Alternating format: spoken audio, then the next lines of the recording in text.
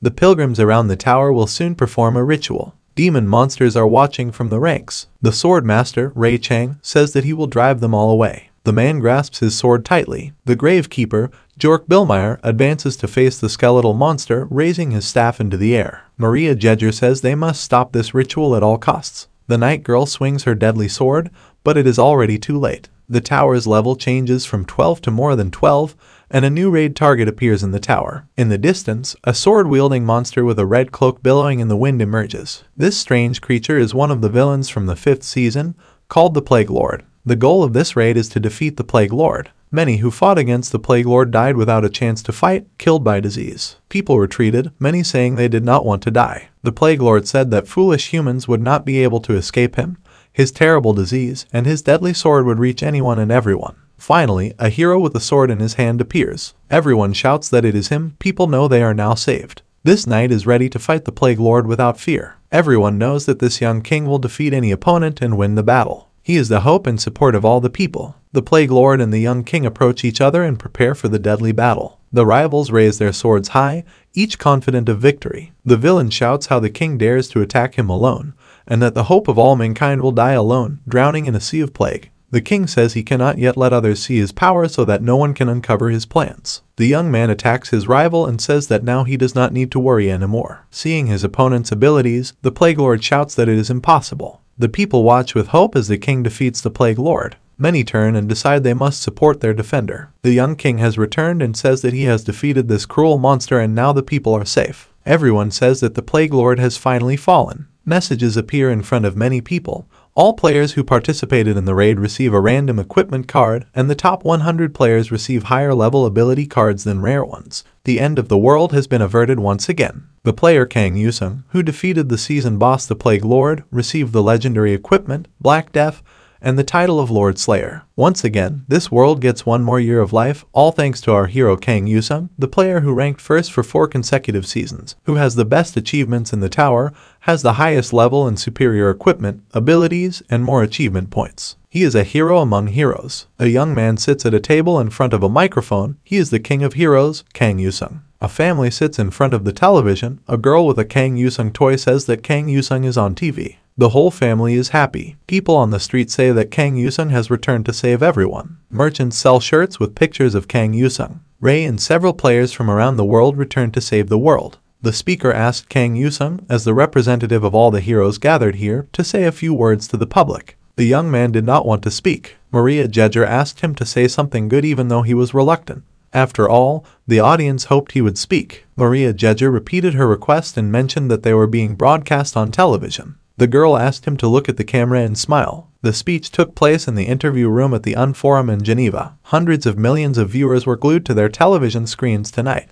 In this room were the top 10 players of the season. Viewers wanted to know how they heroically risked their lives to make history by saving the world. Kang Yusung decided to introduce himself, saying that he was trying to make money. The audience was shocked, and surprised expressions appeared on their faces. Maria Jedger looked at her colleague anxiously. The young man said that for a long time, he had only been interested in money. Season 1, the end of the world began. One day, the world turned into a game. Towers of various sizes began to appear all over the planet, blocking the sky. People looked at them in horror. After some time, bloodthirsty monsters started emerging from these towers and destroyed everything in their path. Everyone thought it was the end of the world. There was no way to escape from these monsters. People suffered and died, but there was nothing they could do. One day, a man appeared in the middle of the crowd. He was a young man with a sword in his hand. He protected the people around him and started fighting the bloodthirsty monsters. The young man, holding his sword tightly, protected a girl who was almost crushed by the monster. He faced the bloodthirsty creature, his sword and clothes stained with the enemy's blood.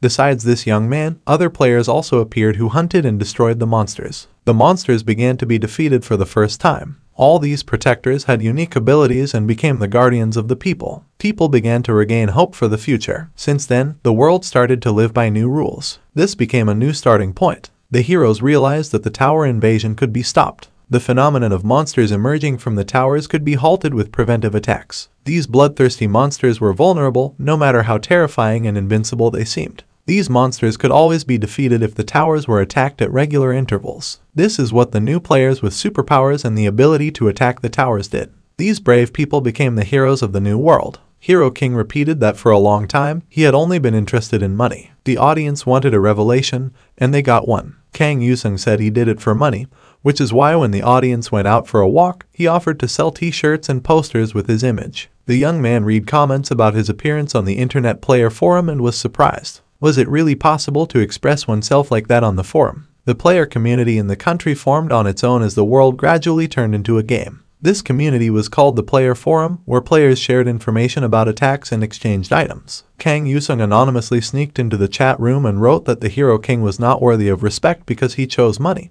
But others immediately recognized him as the King of Heroes. A journalist kept corresponding with the young man, asking him to join his team next season and even arranging a meeting out of curiosity to see what the King of Heroes was like in real life. The young man approached the window and looked down. A crowd of journalists was waiting for him. The reporters scrambled to get a photo of him, and the young man thought he couldn't hold back any longer. Kang Yusung left the house, and the journalists swarmed him, asking for comments about the new season. They said that his items were banned worldwide and asked for his opinion on the matter. The young man stopped and decided to answer a few questions. They asked if he had always been motivated by money and if this motivation would remain in the new season. Kang Yusung said that the stars on television were drunkards who only caused trouble, yet they managed to accomplish something. The young man looked into the camera and said that he was ready to entertain the public, and he was very good at it. The journalists were shocked, wondering how to understand his words and why he made such sensational statements. The 6th season had begun, the endless maze. The reporters looked up and said that towers were being built, with 96% of them already active. Players could enter the active towers after reading the information on the door below. Soon, dungeons would appear, and flying towers would approach the ground, requiring attention to their height. Since the announcement of the new season, towers had appeared everywhere. One had to raid these towers to protect the world from destruction. Amid the chaos and confusion, Kang Yusung disappeared into the crowd, wearing a hood and vanishing from the journalists' view as they were distracted by the towers. Flyers were scattered on the ground, from the King of Heroes, announcing new products and t-shirts with his image. The navigation showed that the young man had arrived at his destination. The young man knew the city well. Kang Yusung looked around and thought that not even the rats were left, as if all living creatures in the area had perished. The young man thought that the first day of the season was always quiet. Everyone was looking around and assessing the situation. Most rulers were happy to see the artist. The clown Fremen, the iron ruler, laughed heartily and blessed those who refused his sword. The ice ruler smiled and blessed those who carried mirrors. The man said they could keep laughing. The game reported that the ruler's compatibility increased significantly after their blessing messages. The young man thought that all this was not in vain today. And then in the room, he said that he had been striving for money. He repeated that for a long time, he was not interested in anything but money and encouraged people to buy t-shirts with his photo. He did everything to earn rewards from the enlightened ones who called themselves rulers and observed the players. According to the game, the golden ruler and the legend laughed hysterically and gave blessings. Those who chose the legend would have greatly increased luck in the game for 3 rounds, with 1 round guaranteed to have a legendary level reward with 100% probability. Kang Yusung did everything possible to maintain his title at the end of the season. The young man had unlocked an appropriate reward, a legendary object. The legendary object turned out to be a black cloak with gold trim. This cloak was given to a very loyal knight who was in danger from an attack by a Galia elf. Kang Yusung thought that with the power of the legendary protection object, a heroic level artifact, he could now enter the tower. The young man wore his artifact and fearlessly headed into danger. He had to prove his abilities in the new season with renewed spirit. Kang Yusung entered the Tower of Blood Moon along with the orcs. This was the 3rd level. Here, participants expected endless battles. The goal of this raid was to defeat the boss of the Blood Moon Tower on the last floor. There were 5 floors in total and the number of players allowed was 4. Kang Yusung decided that this was the time to test his heroic level abilities and try out the functionality of his artifact. The young man activated the ice sword creation skill while he waited for the formation of ice crystals from which the ice sword was made. When using this skill, players cannot equip other weapons. The young man had created the ice sword and its compatibility increased. He gained the additional effect of cold breath. The hero thanked the Ice Lord. Armed with the ice sword, Kang Yusung began fighting the monsters that inhabited the tower, using both his sword and his artifact, the cloak. The hero dealt significant damage to the monsters that outnumbered him. Kang Yusung successfully cleared the current level. His stats had increased, with strength, agility, and intelligence each rising by 1 point. His skill card level also increased. The young man cleared the ground floor, and the game recorded his progress. He had advanced to the next level. Kang Yusung decided this was a good start and declared that he would try to save the world again. The game reported that the young man had entered the 1st floor here with a higher difficulty level. Kang Yusung saw the bloodthirsty monsters feasting while their guards were off guard. It was an advantage for him. The young man appeared and said he was ready to fight. The orcs shouted that the warrior had arrived. This was the one who would send them to Valhalla. The orcs decided to fight and die with honor. Kang Yusung told them to wait for him and asked them not to spread out. The young man jumped and shouted that he would show them what heaven looked like. He swung his ice sword and began to destroy the enemies with his slashes, mutilating their bodies. The game showed that Kang Yusung had entered the 4th floor. The young man thought it was good that his level had increased, but it was difficult for him to fight without respawn. As he advanced, our hero realized that the guards were blocking his way to the commander's room. Their strength was unbalanced. Kang Yusung saw the well-equipped orcs and thought this was a good way to show who the elite warrior was here. The game commanded the orcs to fight honorably and die. The Iron Lord blessed the guards. The guards shouted that the Iron Lord had given them his blessing. They were not afraid to sacrifice their lives for their commander. The orcs shouted that Valhalla awaited them and advanced towards the warrior ready to send them there. The hero king stood fearlessly waiting for the approaching enemies. The guards shouted that they were almost singing a song of blood and singing for their Iron Master. Kang Yusung thought that the guards wouldn't let him catch his breath, so he swung his ice sword again. His cloak, as an artifact, perfectly fulfilled its protective function. Kang Yusung, steadfast as always, defeated his enemies despite their status and equipment, constantly increasing his level and abilities. At the same time, he did not suffer much damage. Kang Yusung thought that these elite warriors had resistance to ice Kai energy, and that had to be considered for future attacks. He used his wits and physical abilities to avoid direct confrontation with the enemy. He evaded enemy attacks nimbly and made unexpected counterattacks. After evaluating the situation, Kang Yusung thought that now he had to deliver a precise deadly blow, but he still did not have adequate capabilities. The hero king remembered that he had received a legendary object as a bonus. With these statistics, his equipment was almost on par with a semifinalist. Additionally, they also added heroic level abilities and artifacts. From a safe distance from his enemies, Kang Yusung decided to open the additional inventory. He received the Ice Heart. This heart provided glacial synergy to the team and increased resistance to Ice Kai energy. Kang Yusung became very nervous. He did not know if he could handle it because he had never faced something like this before. It could not be used by anyone who did not possess ice magic. The guards below began to draw attention. They shouted at their opponent to come down and fight because those who fought dishonestly would not enter Valhalla. One of the guards, without waiting for the enemy to approach, threw his axe with all his might. The axe sliced through the air and sped toward Kang Yusung at high speed. He deftly avoided the weapon. Kang Yusung thought that now was not the time to hesitate. He decided to immediately implant the artifact. The game showed information that the heroic level artifact Ice Heart had been implanted. Kang Yusung immediately felt the powerful energy of cold magic. Glacial synergy was acquired. The effects of the ability cards equipped with ice attributes were enhanced. This effect reduced the protagonist's vulnerability to the guards. Kang Yusung felt filled with magic and all the fatigue vanished from his hands. "Who needs a golden spoon when there's an entire cave of gold?" he said. A belligerent orc shouted that war would come and end in war. The consequences for the guards were predictable. Without stopping for a second and without time to rest, Kang Yusung launched into the attack with renewed vigor. Using the achievements he had obtained, he destroyed his enemies with greater spirit and advanced toward his goal. The result was predictable. All the guards struck by the ice sword were disabled and destroyed. The game announced again that Kang Yusung's level had increased. It showed that once again he had gained the ability to destroy more and stronger enemies at the same time.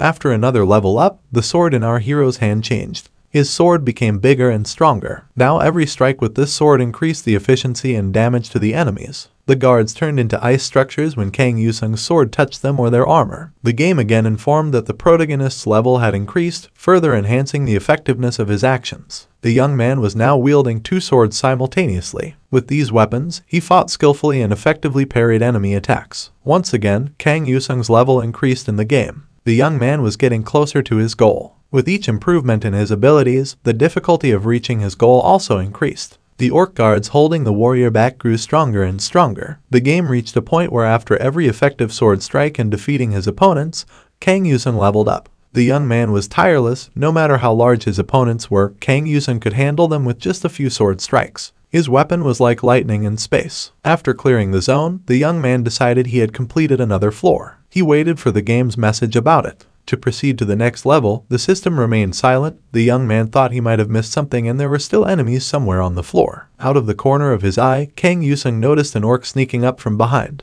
Our warrior had to deliver the final blow. The young man victoriously thrust both his swords into his opponent. The system reported that the level had increased and the protagonist passed the elite floor. For completing the mission, Kang Yusung received a special reward of a set of random ability cards and 1,000 achievement points. The young man decided to open the game. Kang Yusung was somewhat disappointed because he only received an ordinary additional ability. The young man hoped to at least get a legendary ability after such a battle. Our warrior received the ordinary ability Punalada Trapra, which temporarily increased his physical strength, allowing him to stab his opponent. The young man thought it was better than nothing and equipped this ability with the blessing He Who Has Surrendered to his sword, which greatly affected the ability card. The young man entered the tower on the next floor, where he was greeted by a girl who said she was glad he was still alive. Kang Yusung greeted his interlocutor. The girl said that as long as he was alive, she could sell many of the items she had, so it wouldn't be profitable if he died now. Our hero's interlocutor was the owner of the automatic shop. She asked how many achievement points the young man had earned and reminded him to spend them at home before dying.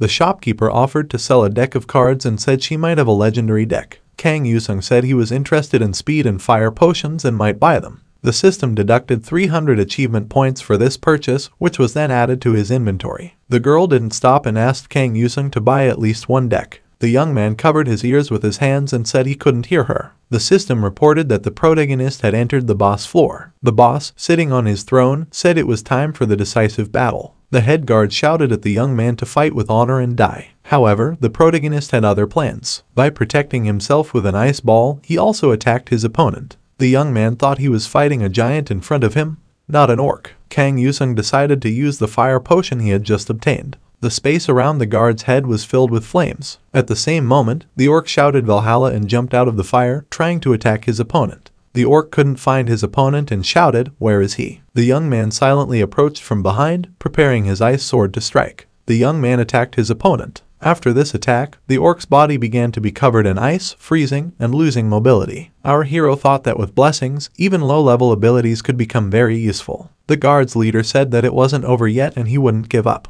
The king was a hero and would not stop fighting because he knew he would get more bonuses by defeating the boss. The orc leader, the Blood Moon Singer, activated Berserk mode, which significantly increased his attack and armor abilities. The young man said that if this game was easy, he might get bored. Now, he could show more spirit. Kang Yusung activated a new artifact. Now he had a powerful ice shield in his hand, ready to deflect all his opponent's attacks. The opponent struck the ground with his weapon, creating a very powerful shockwave. The young man was certain that if he didn't have the ice shield, this wave would have taken him out. After waiting for his opponent to run out of breath, the Hero King launched his counterattack and disabled the boss's guards. The boss floor was cleared. The system reported that the protagonist had captured the Blood Moon Tower with the orcs. He received a reward for clearing the tower in the form of a set of item cards. The young man received a special achievement as the first conqueror. The effect of the speed potion began to wear off. The set of item cards randomly gave cards of normal or high rank. The chosen attribute was the best reward that could be obtained on the third floor tower. The young man decided to open a set with ice attributes. The young man felt frustrated again because what he got was a common card, an ice arrow. The dissatisfied hero thought that this game kept making cruel jokes on him. The level 3 Demon Worshipper Tower allowed 16 players. The Hero King appeared at the edge of this tower. He was surrounded by demonic creatures who decided that there was an idol worshipper in the tower who had to be destroyed. The Hero King activated the achievement he received, which was an ice arrow. These arrows were enough to destroy the approaching monsters. The young man had no trouble dealing with low-level demons. He said that he greatly enjoyed enhancing his abilities. The level of the ice arrow had been increased. The Hero King realized that he couldn't relax because the second wave would start soon. The villains were on their way. The tower's inhabitants surrounded our hero and said that he was the Demon King and they wanted him to send them to hell. The young man didn't care. He raised his sword and told everyone to line up because hell was where he would send them. After another successful operation to destroy the enemies, the young man leveled up again. The level of the ice arrow and ice sword also increased. The young man realized that the tower boss had appeared, an occultist demon. The boss said he intended to offer his rival's blood to the Demon King. The boss ordered his followers to attack the Hero King and destroy him mercilessly. The system reported that the demon cult was affected by the freezing effect, which was very useful. The young man quickly applied this effect to his opponent and thought it was a good thing. There would be opportunities to learn various skills. The system reported that the Glacier Synergy effect increased damage and projectiles. The hero was interested in knowing the maximum number of ice weapons he could create.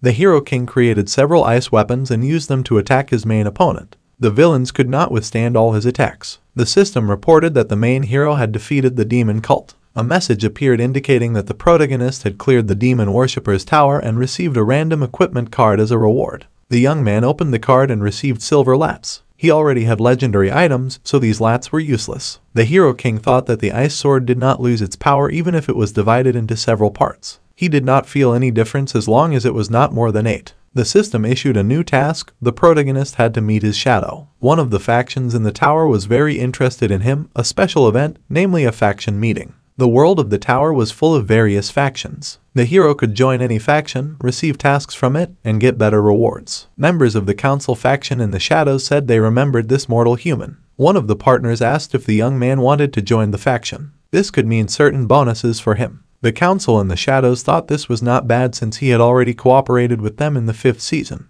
The young man said he wanted to make a deal right now, but there were more than 2 ions ready to fight against them. The negotiator from the faction said they were ready to accept the young man, having forgotten how strong they were due to past cooperation. The young man said he remembered everything, which is why he wanted to negotiate with them. The negotiator asked what he wanted. The young man thought that with just words, he would not get what he wanted. Kang Yusung said he needed a shadow beast. The young man added that if he made this negotiation, he wanted to request another rare card of dark abilities. The negotiator told the young man not to overestimate himself. He was still the same foolish human in this world, and humans were pathetic creatures. Kang Yusung said they could leave and never meet again after all that had been done. They couldn't even offer that. The warrior turned and prepared to leave the faction. The negotiator stopped the young man. The young man smiled and thought he could get away. The young man looked around and saw a demon beast with a predator's gaze approaching him. It was a cat. The system reported that a shadow beast had been received. The protagonist received a special achievement, Meow. The warrior also received 100,000 achievement points. The young man petted the shadow beast and said it was a good boy. The deal with the faction was complete. The protagonist also received a rare shadow blade card. The negotiator asked if he was satisfied. The young man said he was happy with everything and that he had joined the faction. The system reported that the protagonist had joined the faction. The council in the shadows, relationships with factions increased. As he left the tower, Kang Yusung thought that this season would be promising for him. The young man wondered if he should continue while everything was going well, weighing the options of leaving what you have versus sticking with it to minimize risk. Someone called Kang Yusung. The young man turned around and thought, here we go again. The young man was surrounded by reporters. The reporters mentioned that Kang Yusung had visited 2 third-level towers on the first day of this season and took first place.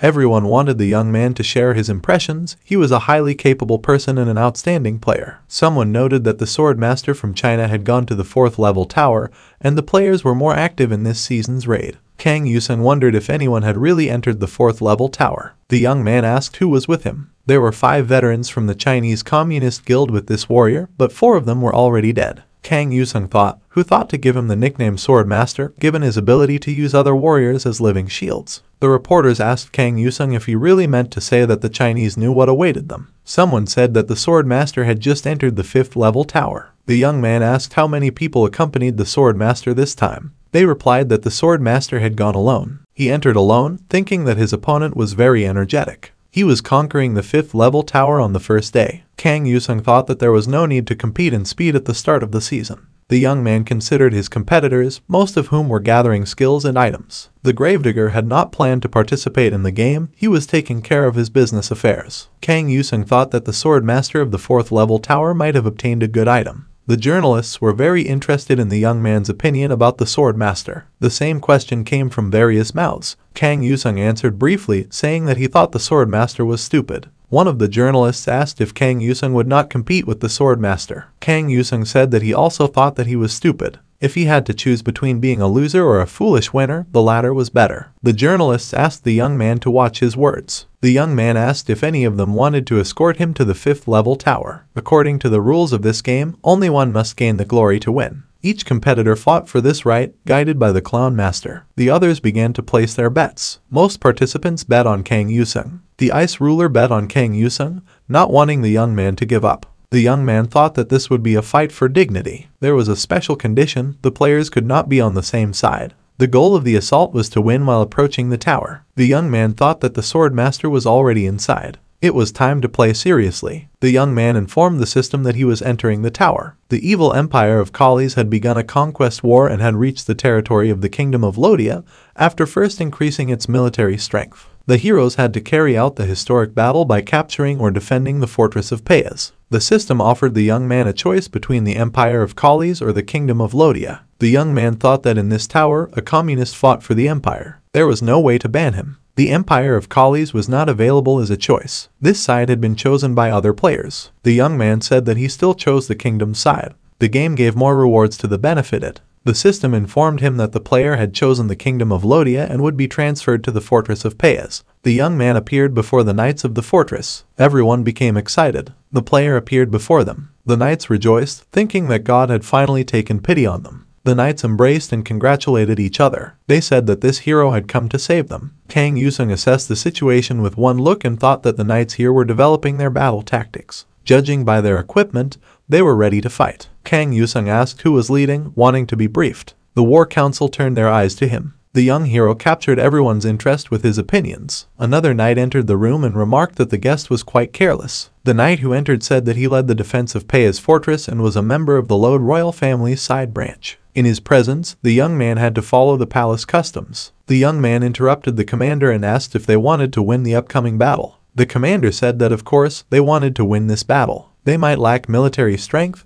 but their royal spirit was unmatched. The commander added that it was impossible for their warriors to lose. Until now, all these statements were baseless. The commander of the knights said that they could easily win even if the empire had 10 times more soldiers. The commander did not have time to finish his sentence as the guest stopped him with a hard punch to the chest. Kang Yusung, filled with anger, said that he would now be in charge here. The young man's eyes shone like those of a demon. The attendees complained and said that a meeting needed to be held. The guest asked how many units they had, of what kind, and the number of imperial troops. The young man was told that there were 5,000 mobilized peasants, of whom 900 knew how to use bows. The young man thought that compared to the empire, the difference in military strength was huge. Fortunately, magic did not exist in this world. The young man noticed that the swordmaster did not have fire power, which would also be an advantage for him. However, he was the heir of the Iron Ruler. Most players could only sign a contract with one ruler and receive rewards in the future only from them. Kang Yusung thought he was a special case, being rewarded by various rulers. The clown ruler turned him into a solitary player. On the other hand, each ruler could take several players under their protection, but only one would receive special privileges as their heir. The rulers did not overly support the chosen ones, but there were certain restrictions. In the case of the sword ruler, the basic ability had to have something to do with the iron ruler. After comparing all these factors, Kang Yusung thought he still had a chance to win. The young man looked at his comrades and thought that these warriors clearly felt pressure that was not comparable to his. It was still unknown how real the world of the tower was. No one knew if they were real people or just creations of the tower. There was no way to know. The young man thought, whoever they were, now there was something else more important. Now it was necessary to boost their morale. The guard officer at the fortress wall announced that there was a guest coming to their kingdom. The guest stood nearby, and everyone watched him and raised their swords and spears as a sign of respect. The guard officer announced that the head of the Vision House was no longer their commander. This player would personally give them orders. The knights discussed the news. It turned out the fat man had been expelled, and now they would be led by a player. Of course, the Almighty had not abandoned them. The heroic king noticed that the soldiers became more spirited knowing that the young man had taken care of their old commander. The knights called him their savior. The young man was pleased to hear this. He thought that now there was nothing to worry about. The morale of the knights had risen to the right level. The guard officer at the fortress wall announced that the empire had launched an attack. They had to prepare to repel the assault. The archers of the fortress soldiers in a sudden attack began shooting arrows at the enemy and hitting them. The enemy attacked the fortress walls but in vain. A guard told the new commander that the imperial troops had approached the fortress gate. If they overcame them, the enemy's morale would be greatly weakened. The young commander said he understood everything. The young man unsheathed his ice sword and prepared for battle. Kang Yusung decided to summon his shadow beast. He thought he should give it a shorter name and Darky would catch everyone's attention. Our hero raised his sword high and instructed Darky to show its power to the enemy. Kang Yusung's comrades in the fortress wondered what could happen. They were astonished by the appearance of the shadow beast. Something large and dark appeared on the fortress walls. Kang Yusung called all his comrades to form a formation and prepare for battle. Darkening behaved well. Its eyes blazed with demonic fire. It alone was capable of destroying a large number of approaching enemies. The imperial soldiers realized they were under attack by a monster and decided they must retreat as quickly as possible. Panic struck the attackers' ranks. The soldiers dropped their weapons and retreated swiftly. The attacking commander said they had to leave this wall and regroup elsewhere. Perhaps there would be no monster there. Kang Yusung observed the shadow beast's actions from atop the fortress wall and concluded that the beast might be hungry. Our hero wished his disciple a good appetite. Darkening was very hungry. The imperial soldiers fled in panic. The young man noticed that there were no signs of the sword master being present. When a player appears, no one knows how it could end. On one hand, his presence boosted the allies' morale, making them more eager to fight the enemy. But on the other hand, the player revealed his location to the enemy. However, no one risked their life according to the rules. There was always a player who could defeat the other. In this case, the loser was expelled from the tower and failed the assault on a tower. The players couldn't destroy each other, but the tower itself could. Kang Yusung realized he wouldn't die in this tower. However, that didn't mean he was okay with defeat. The defeated soldiers retreated hastily. The insatiable darkening continued to chase them. Our hero knew he had a plan for every possibility. As the Imperial soldiers retreated, many soldiers died on the battlefield. They were soldiers from both sides. The young man thought it was time for his main rival to show himself. He had to kill all the soldiers to reach him. The knights looked up and wondered what was happening. The sword moved on its own. A sword control technique had been used. The king's hero bravely parried the sword flying towards him. He wondered when his opponent had time to acquire the sword control technique card. The young man thought his opponent was either lucky or the Iron Ruler himself had given him this card. Kang Yusung continued to parry the sword's attacks and thought his opponent had time to prepare well while he hid. The young man said he didn't waste time either and had just finished leveling up. Now he was unbeatable. The young man had a shadow sword. It was a rare level. The retreating soldiers shouted that there was also a player from the Imperial side and that guest was now fighting for them, said Kang Yusung. Now that the enemy had come for him, the course of the battle changed drastically. The enemy soldiers were no longer retreating. The young man swung his ice sword and said his opponent didn't expect to break it with that, did he? The precision of the sword control technique was inversely proportional to the number of swords. The young man used the system to activate the Seraphim shield.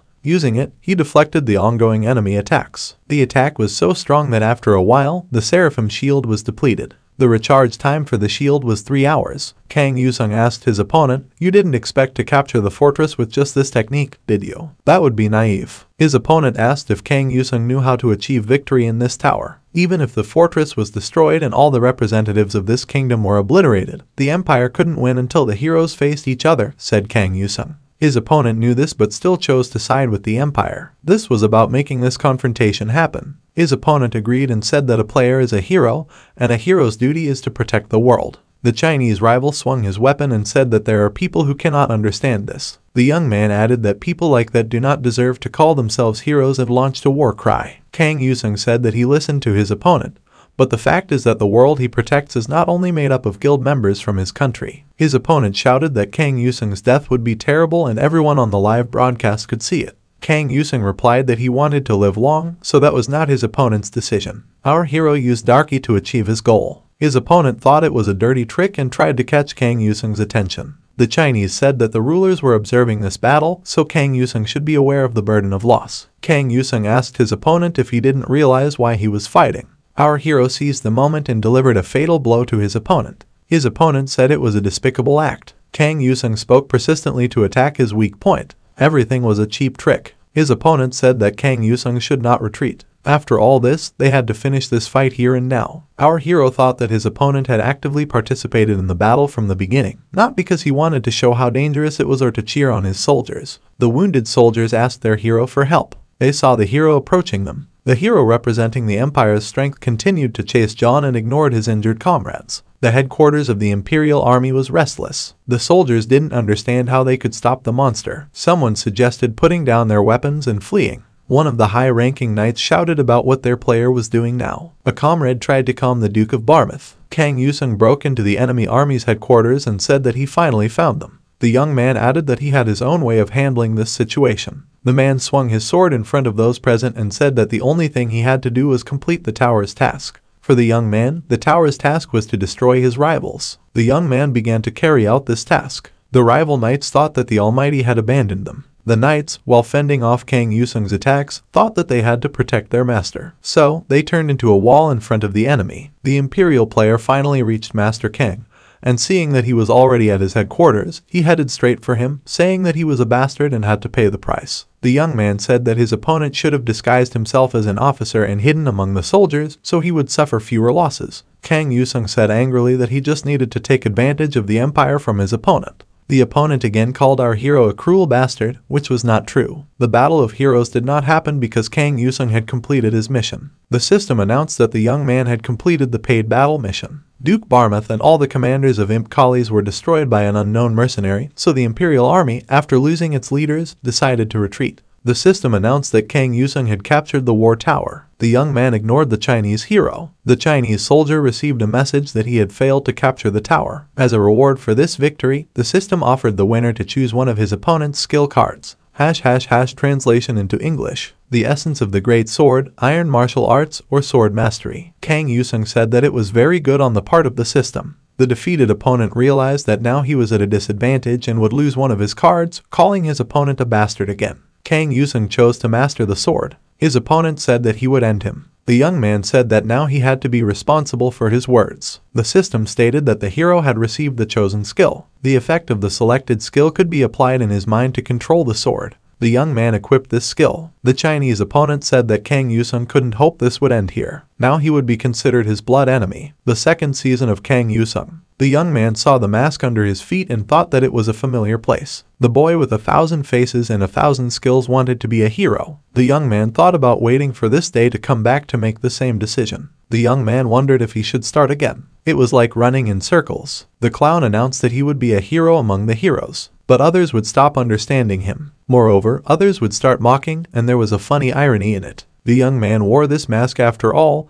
and this happened repeatedly countless times. The clown master and Kang Yusung made a contract. The young man opened his eyes sharply, waking up instantly. The phone kept ringing loudly. The message showed that there were already 4 missed calls. Someone knocked on the door loudly and shouted for Kang Yusung to open up immediately. Everyone knew that he was still alive. The young man wondered why he always had restless dreams and why they were knocking on his door so early in the morning. Kang Yusung had to wake up and open the door, asking what brought this simple person to his house so early. The guest was Park Tae-shik, known as Mr. Park. He said that the young man was acting like a big shot after being hired as a master assassin. Mr. Park was then known by his alias, the Destroyer Sword. He was one of the top 30 players. Mr. Park, for clarity, was the head of the National Intelligence Department at the Blue House. Kang Yusung said that his opponent looked tired in the morning but already had time to visit him on the first day. Mr. Park said that he didn't have time to rest. Mr. Park said that since the first day of the season, war fans from around the world had voiced their charm in front of all the players. Kang Yusung thought with a smile that his opponent was trying to achieve world peace. Park asked why the young man didn't answer the phone. Kang Yusung replied that he was sleeping. Park was surprised because the sun had been up for a long time. Mr. Park stumbled over a plate on the floor as he entered the room. The young man didn't have time to warn him.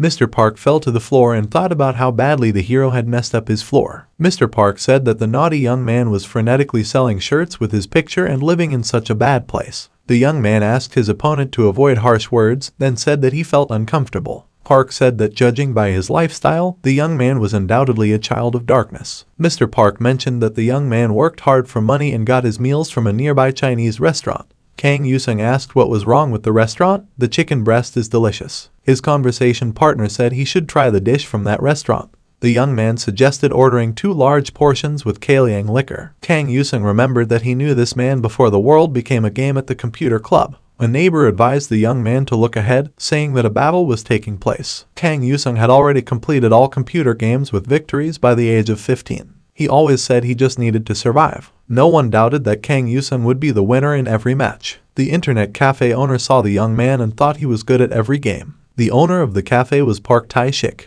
The man thought that the young man was a genius. Mr. Park asked Kang Yusung if he wanted to become a professional player. The young man thought for a moment before answering. Previously, he played just for fun. Mr. Park managed to convince the young man's parents that he had a bright future. The internet cafe owner began training the young man by analyzing his abilities. On the young man's 18th birthday, he officially debuted as a professional player in the first season. The end of the world would soon begin with an invasion from the tower in the first season. The young man was injured and covered in blood, walking with his back to the balcony of the apartment block. There was horror in his eyes. A monster approached the young man. There was no way out. Suddenly, Mr. Park, armed with a kitchen knife, jumped onto the balcony at the same time and stabbed one of his knives into the monster's head. Everything happened suddenly. Mr. Park asked if the young man was okay. The boy jumped up and ran to his parents' room. The young man knelt with tears in his eyes before his parents' shattered bodies. The boy cried helplessly and angrily, unable to bring his parents back. Kang Yusung lost his parents that day and found his only hero,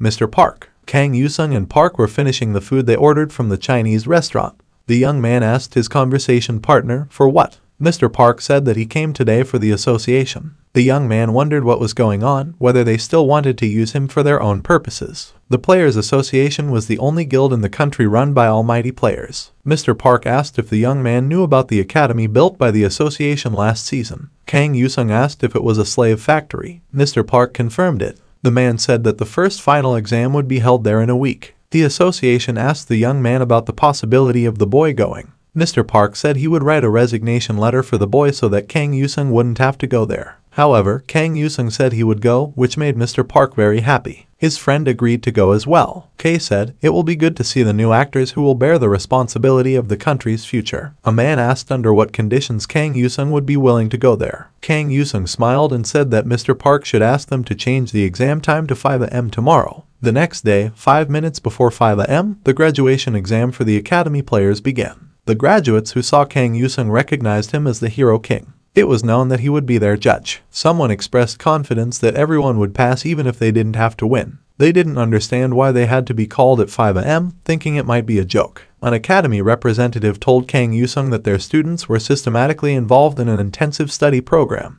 The academy director, Lee Seon-ho, asked the Hero King to appreciate their academy's pride in the first generation of students. Kang Yusung asked if the academy director remembered his conditions. Y promised that he would test the graduate's strength, but he would also have the final say regarding graduation. The academy director agreed. Kang Yusung gathered all the graduates in front of him and announced that the test was starting. The academy director thought the young man was doing whatever he wanted. Manhwa believed his plan was perfect, as it was just the beginning of the season and the students were on a perfect schedule. Even the Hero King couldn't mess anything up. After some time, the academy director became angry. How could Kang Yusung dismiss the graduates one by one, saying they failed the test and were free to leave? Kang Yusung approached the next victim, a graduate student, and asked if she was alone. The girl asked if she had also failed. Kang Yusung said she passed. The student asked why, and the Hero King replied that the girl was lucky. Kang Yusung said that this graduate was the luckiest of 12 attempts. It should not be forgotten that luck is very important for a player. Kang Yusung announced that the test was over and turned off the camera. He congratulated the girl on her graduation. The academy director entered the room and asked Kang Yusung what this all meant. The man said they only asked Kang Yusung to evaluate. Mr. K said they really thought he wouldn't understand. The Hero King said that all these students were children of executives or had connections with them. Kang Yusung was called here to assess their progress and gather information. The man asked if the academy really wanted to recruit people who could barely stand. Why give them a place they didn't deserve? Kang Yusung said that this academy had been doing this since its first year, and everything here was rotten. The academy director shouted that Kang Yusung knew nothing. In reality, he didn't know what he was doing. If people called him a hero, it didn't mean he was truly a hero. The academy director stated that a player is just a weapon in the hands of the country, and in all countries, they are treated as such. The academy director stated that they do what is necessary for the country's welfare. In today's world, they only need a war hero. The Hero King should realize that in the situation where he was just asked for help, the young man thought that this man only needed players for war. They all didn't understand anything here and would remain in the dark until everything fell apart. An assistant went to see the associate director and told him there was urgent news. The associate director learned of it and was very angry. According to Kang Yusung, it seemed the player academy would be closed after 1 year of operation. In the latest news, it was reported that the academy was suddenly accepting players. The academy director wondered where the journalists got the video. The young man thought the academy didn't know they were supported by the division chief of the National Intelligence Department. The young man asked the academy representative if they knew who the Dark Horse was. The system reported to the Hero King that the provocation points had doubled. The clown ruler admired the actions of the hired worker. The hero accepted the reward. The young man left the academy area and thought he had completed his task. The young man asked Mr. Pak if it was okay for the intelligence department to take care of the association. Mr. Pak replied that the government didn't like it either. The man added that these organizations were always fighting with each other. Kang Yusung asked his conversation partner if he was here if he could take him to the level 5 tower. The level 5 tower is the Pale Desert Tower with the goal of protecting caravans and delivering object integrity to the participants. They will face a journey of heat and cold across the desert. There are no stores in the tower. Mr. Pak asked if the young man was feeling nervous. The boy said that he was fine. The system reported that the player was traveling to a camp in the desert oasis, and it was nighttime. The desert oasis was teeming with a large number of monsters per square meter. The participants couldn't handle the attack and shouted that it was enough. There was blood everywhere. The young man climbed the tower, immediately drew his sword, and plunged into battle. Upon entering the tower, all players are always on alert. This time was no exception. The king hero, as usual, appeared as a savior at the right moment. People screamed and called for help. Our hero looked more spectacular in the battle against the monsters, using his weapon coolly and confidently, defeating stronger opponents without giving the villains a chance to escape. The residents of Sasson said that the god of light had mercy on them this time and that the messenger of light was now with them. The young man thought that after all this he had a bad feeling. The young man asked the locals if there were any other threats besides the monsters. The locals said that this was the territory of the Divine Kingdom, so there was no need to worry about attacks from pagans. They were not far from their destination, only a 3-day journey at most, and they had plenty of food and water with them. The young man held his head. 3 days was not a short time. He knew he should have rested more. He came here carried away by emotions. The locals asked if he was okay or if he was a messenger. The young man said that these people could be at ease. It was time for them to rest. As long as the king hero was near, they did not fear monsters. The locals asked how they could thank the messenger of light for his help.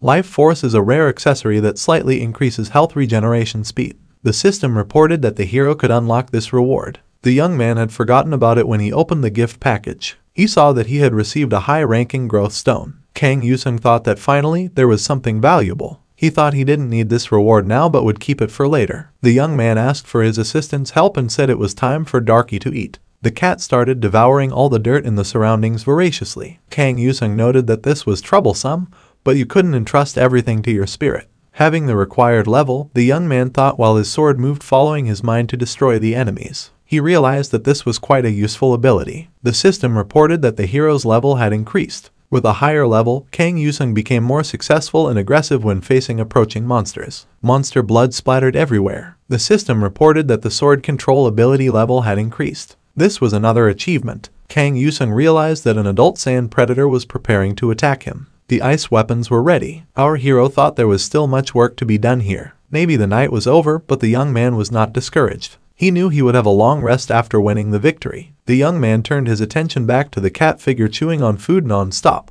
The cat was eating all the monsters it encountered. The sand predator released its tentacles and moved to attack the young man. It was a massive monster. The young man firmly directed all his ice swords to fend off the giant's attacks with his mind. The sand predator was defeated and chopped into pieces. The system reported that the ice sword crafting ability level had increased. Kang Yusung saw a caravan in the desert and decided to approach it for reconnaissance. The caravan consisted of knights. The civilian said that the knights were brave warriors dedicated to the god of light. The young man asked what these brave warriors had been doing last night. The source said that the knights' priority was to protect the caravan. The young man thought that even in such a situation, they did not leave their carts. Kang Yusung asked which faction these knights belonged to. The source said they were noble knights from the Order of the Bloody Cross. The young man wondered if these noble knights were carrying a golden calf statue. The knight replied that the messenger of light could ignore the cart. The knight also suggested the young man focus on the task given by the Almighty. The young man smiled and observed that there was a clever man among the knights who had decided to give him a lesson. Kang Yusung thought that these knights used heart aura. Moreover, a messenger of light had descended upon them, giving them a difficult task. After saying that, Kang Yusung felt even more curious. The young man observed the caravan and wondered what kind of items required such a high level of security. The man negotiating with our hero said not to overdo it. Kang Yusung grabbed the neck of the person next to him with one hand, activated an ice shield in his other hand, and used it to defend against the arrows flying at him. The young man shouted that if the caravan didn't want to die, they should duck and hide from arrows flew through the air. The young man continued to hold his ground with his ice shield.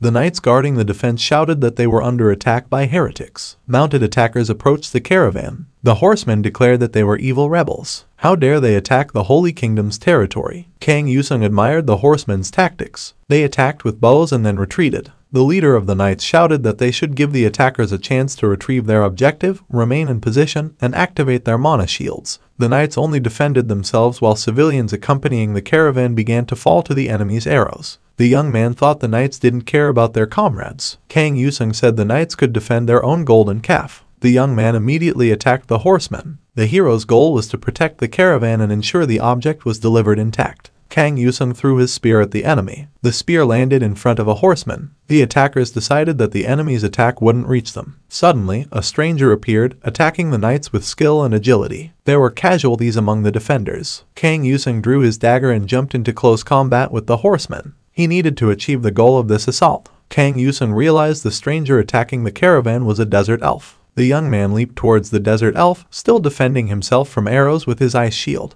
The desert elf attacked Kang Yusung, shouting that he would destroy the cunning foreigner. A close combat ensued. Kang Yusung managed to knock the cold weapon from his opponent's hand. The Dark One came to our hero's aid, catching an arrow aimed at the young man with his teeth. The young man thought the king served by the desert elves had overstepped. He asked his opponent what exactly was in the wagon. The elf said the young man wouldn't dare manipulate him. Kang Yusung used the desert elf as a human shield to protect himself from the archers. The elf told the archers to ignore him and shoot this enemy. The archers complied. Dozens of arrows flew at Kang Yusung. Kang Yusung reactivated his ice shield to protect himself and his captive. The desert elf said that even though his opponent had captured him, they would still know nothing. He would remain silent. The man said he was only interested in one thing, what was in the wagon. He needed to know to decide which side to take. Kang Yusung asked his captive if he really believed he didn't have the power to defeat them all. The rivals looked at each other in silence. They understood many things without words. Kang Yusung realized that the desert elf understood what would happen to his comrades if he moved even a little. The young man placed his ice sword on the elf's shoulder and asked one final question.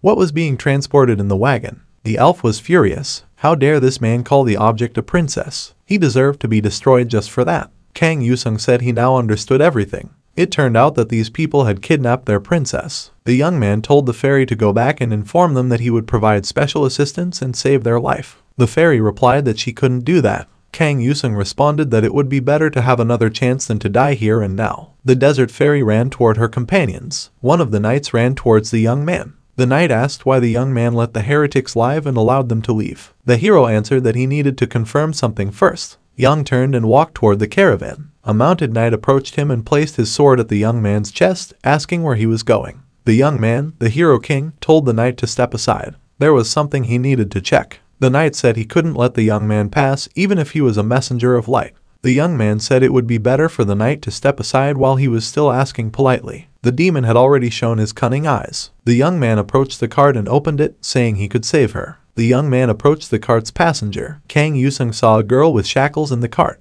It was an unusual sight. The girl asked if she truly needed the sympathy of a stranger. She was a princess from the kingdom of Ayub, an elf. The system issued a message to the young man not to neglect his duties and to fulfill his duty to the light. The ruler of the light warned the player about his actions. The young man stated that because she had asked about him, he had no other choice. He drew his ice dagger. The young man ignored the system's warning and, with one strike, shattered the shackles binding the prisoner. The system reported that the young man had met a hidden condition and saved the princess. The system announced that the young man had received 300,000 achievement points and the mission now changed to escorting the princess back to her kingdom. The tower's difficulty level had increased. Kang Yusung said that the game was broken, but freedom was something extraordinary, and he agreed. The system said that the young man would have to pay for disobeying the light. The young man looked to the sky and saw a winged creature descending to the ground from an opening.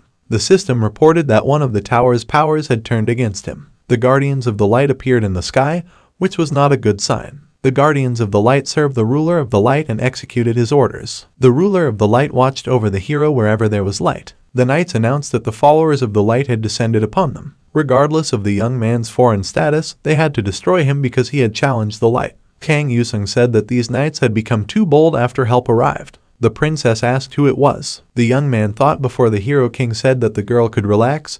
He also had someone to rely on for support. Kang Yusung stood in front of the girl and said, "Let the light fall, let there be darkness." The system displayed a message that the ruler of the shadows supported his decision. The Shadow Council granted the young man a buff of absolute darkness shroud. The knights screamed in fear because they couldn't see anything.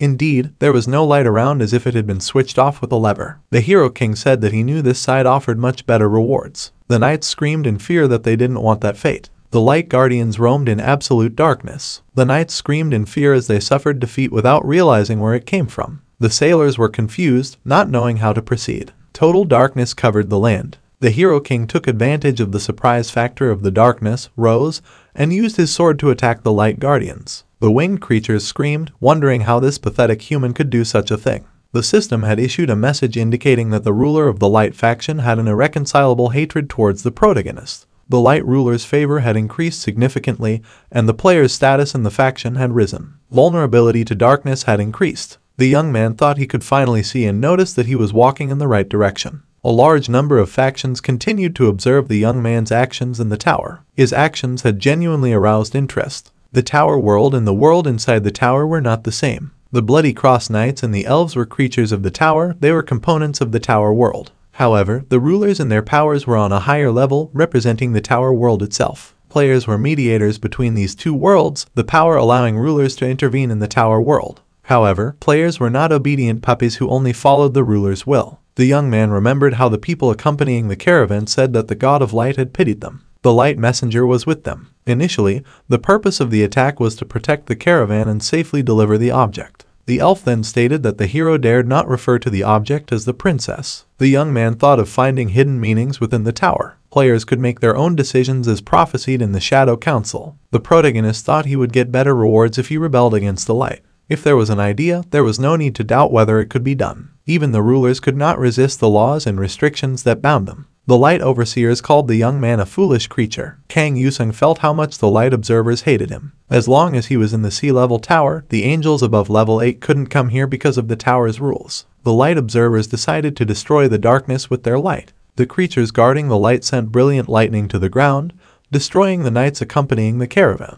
The knights didn't understand why the light messengers did this to them. The young man observing what happened thought that this was the crazy power of the 9th level. They didn't care about their followers at all. The elf thought that these knights shouldn't complain because they did the same to their opponents. In this environment, the young man thought his vision became clear for just a moment. The buff power was indeed extraordinary. The absolute darkness curtain was present, its power legendary. Within the curtain, attack power increased significantly. The curtain did not distinguish between friend and foe. Kang Yusung thought his enemy was obviously strong, with fewer knights surviving. Our hero decided that he must be much more careful. Princess Syria crossed her arms over her chest with tears in her eyes and looked at our hero. The young man, without wasting time, apologized to the princess and carried her, fleeing to a safe place. The light guardians found him, only increasing the risk of being struck by their lightning. Kang Yusung asked Darky for help, saying that there was a job for the cat at that moment. The young man offered the crystal he received as a gift to the cat, telling him that he could eat it, and then Darky had to protect the princess. The cat accepted the highest ranked growth stone. The effect of this stone provided a large amount of experience stored within it. The frightened princess screamed and was not to be approached. The light guardians kept circling in the sky, selecting their targets on the ground. After Darky swallowed the growth stone, his size increased significantly. The young man calmly left the princess under the protection of the now large cat. Now he could focus on his immediate task. The young man decided that now he must use his shadow sword, as it was the optimal artifact for this battle. The light guardians said it was futile, the sword of a mortal man couldn't even touch them. The young man ascended the sword-like steps towards the sky and approached the light guardians. Now, this clash did not seem impossible. The young man thought that close combat with the winged beings clearly put him at a disadvantage. He couldn't reach his target. The young man struggled in vain, wondering if he should keep holding on without being able to effectively counterattack. The only thing the young man managed to do was to slightly cut the feathers of the light guardian's wings. He wondered why they were so fast even under the debuff. Kang Yusung decided to retreat temporarily. While retreating, he had to use his ice shield to avoid attacks from behind. The young man continued to feel annoyed by the situation where he had to jump from one sword to another. He decided not to retreat and face everything at once. The Hero King decided that in this case, he had to use super strength. The light guardians shouted that they would not let the wretched human go. The young man couldn't hide from them. The inevitable happened. One of the light spears hit the young man and pierced his body. Kang Yusung stopped. One of the light guardians held the young man, skewering him with a spear like a fish on a hook. The other winged beings immediately rushed towards the young man, thinking this was their chance and the mortal man must be destroyed. The Hero King activated the battle-tested adventurer's blessing. The effect of the blessing, which clearly worked to cheat death, made the lethal attack ineffective. The system lit up to initialize the location of the light swords. The light guardian shouted for everyone to stop because something strange was happening. Our hero said it was too late. A large number of flying swords went straight towards the light guardians. It was a well-organized and effectively executed trap. The Hero King directed and controlled the swords, aiming them. The light was very unpredictable but had a positive effect. The young man decided that it was time to end his opponents. He had been here too long. The light guardians were destroyed. After the battle was over, the young man descended to the ground. The system leveled him up again after the battle ended. The booster was taken from him. On the ground lay dead knights and slain winged creatures. The young man realized that the caravan had been completely destroyed and the knights might have failed in their task. The young man approached his friend, Yan, and saw that the cat had returned to its normal size. The crystal's effect had worn off. The serious princess approached the young man and said that she had a question for the alien. The girl asked why the young hero betrayed his people and went so far for her. The young man smiled and said that the system gave the best rewards on this side and he did everything for money. No, said the princess seriously, aren't they your people? Do you hope to ask for a ransom after saving them? The young man replied that he was sick with a terrible disease,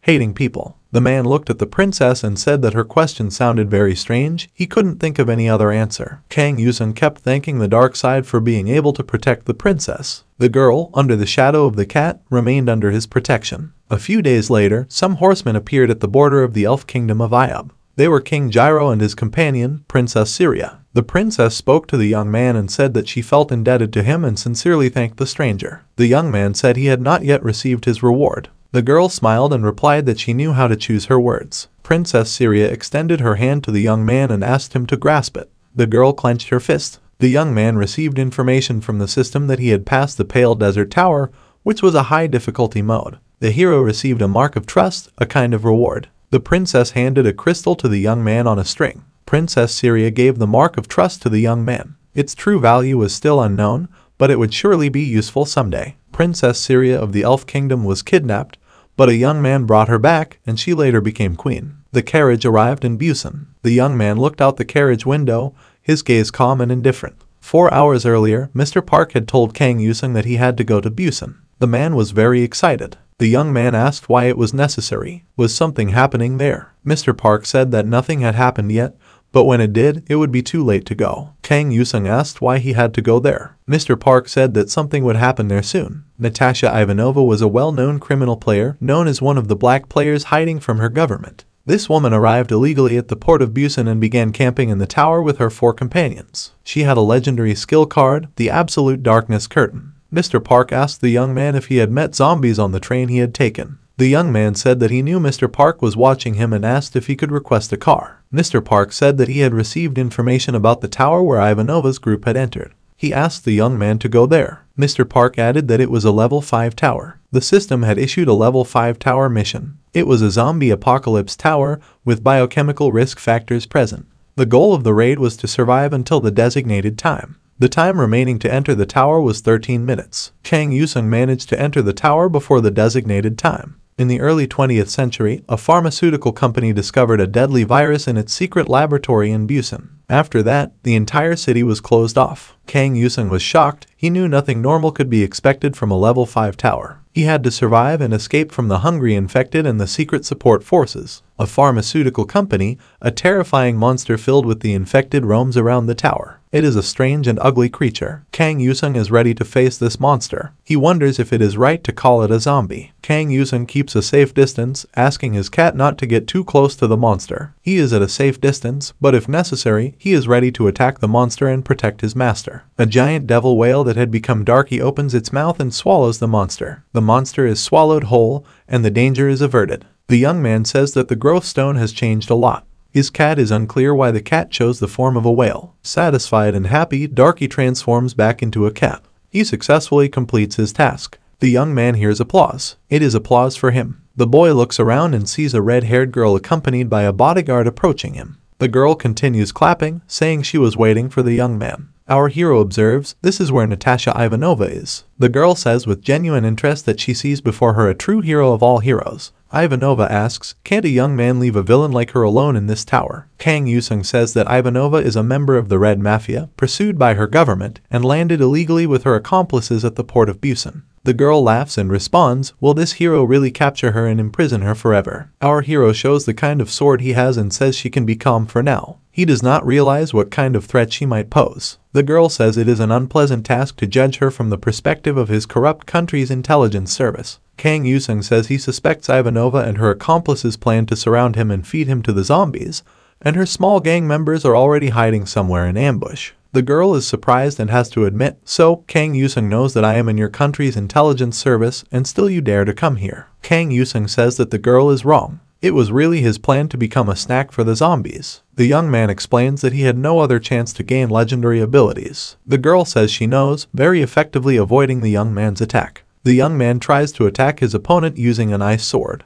Ivanova orders her accomplices to attack the hero king. The bandits use firearms to attack, intending to use the full power of machine guns to assault the opponent. The young man tries hard to avoid the enemy's bullets. The young man avoids the deadly attack and remains uninjured while continuing to approach his opponent. The young man approaches the explorer, swings his sword, and almost delivers a fatal blow to the girl. The girl suddenly disappears and does not reappear. The young man thinks it is a shame the girl is gone. He continues to avoid the enemy's bullets, determining that there are 3 shooters working against him. There is also a sniper among the attackers. Kang Yusung does not stop, realizing that he is still alive thanks to his movements, but something is wrong. The young man says that as far as he knows, the absolute darkness cloak debuff now affects everyone. Therefore, the young man does not understand how the enemies can still shoot at the target. Kang Yusung suggests that the reason must be something else. The young man says he will once again need help from Darky. One of the shooters thought that the young man's ice shield was too strong, so he decided to change tactics. The pistolero heard a cat's meow from behind.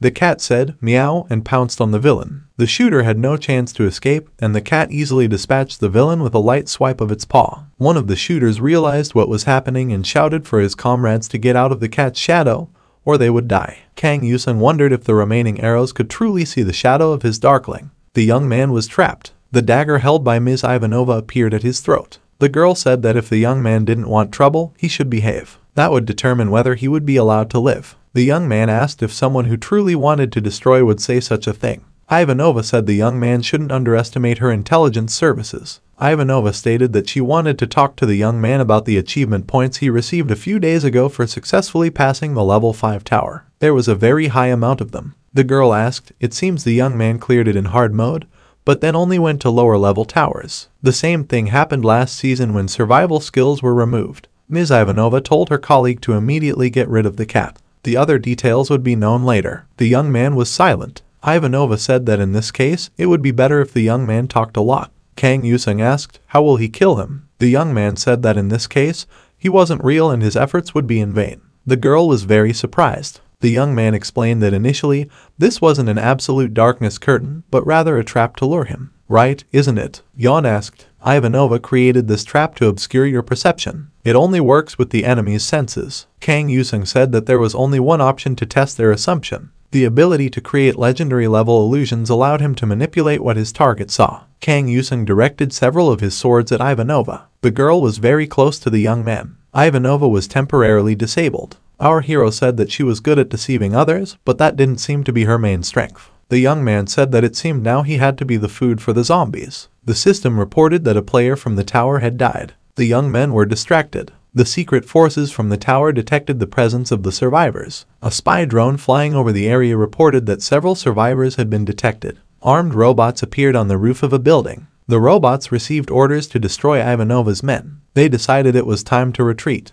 The armed robots didn't give them the chance, appearing in front of the man with the intent to destroy him. The robot said they were following a secret protocol. The system reported that another player had died. Kang Yusung looked from behind the barrier. The young man wondered if he could stop it or if he should disable the shield first. One of the robots launched an energy cannon at our hero. Kang Yusung managed to duck and thought that at this speed, the robots would be able to destroy everything around them. A fairy from the shop appeared in front of the young men. The fairy thought, what a pity 2 of them had died before they could use their achievement points. The girl pointed at our hero and said that all this happened because of his mistake. The young man apologized and at the same time offered to repair the damage. This meant he was willing to buy from the shop. The elf offered the young man to buy a set of cards. Then she would make an exception and forgive him. The elf offered him to buy a set of cards, then make an exception and forgive him. When the store opened, the ceasefire was cancelled. The young man suggested the elf sell a set of cards to Miss Ivanova. The fighting in front of the store always made the girl sad. The elf suggested Ivanova spend her points on some purchases before dying.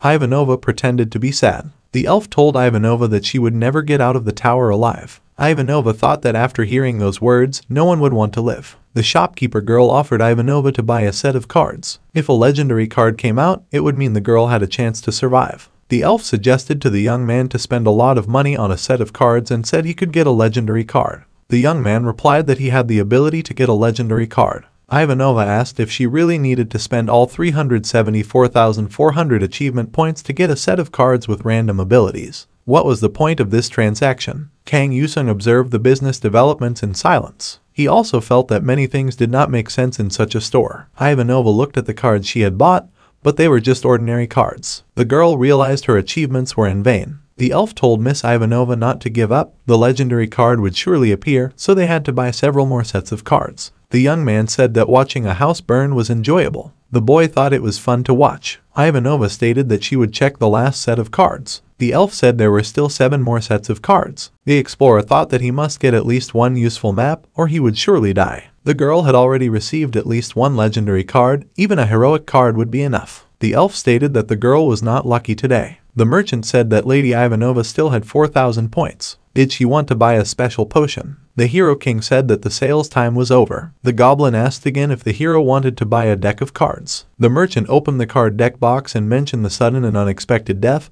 and the fact that previous customers had spent a lot of money and failed. The elf added that all of this combined increased the likelihood that a legendary card would appear soon. The young man yawned and said that he would not participate in that foolishness and would not waste his achievements on useless things. Ivanova couldn't stand it anymore and shouted, driving the shop assistant and Kang Yusung away. She spoke in her native language in an incomprehensible manner. The young man agreed and said that Ivanova was right in cursing the traveling merchant, but the merchant's words sounded convincing and he said he would buy one. The system deducted 10,000 achievement points from the young man's account. The young man received an ordinary skill card, the Ice Arrow. The man sighed and said that it was still better than useless ordinary skills. The effect of the Ice Arrow was that it could turn the cold atmosphere into arrows. Ivanova approached Kang Yusung and told him not to say another word. Now it was his turn to listen. The traveling merchant realized that the shop would no longer employ him, said goodbye, and mentioned that he would go elsewhere. The armed robots continued their movements to execute the secret protocol. Their progress was marked by consistency and teamwork. The robots received a new mission to destroy the witnesses.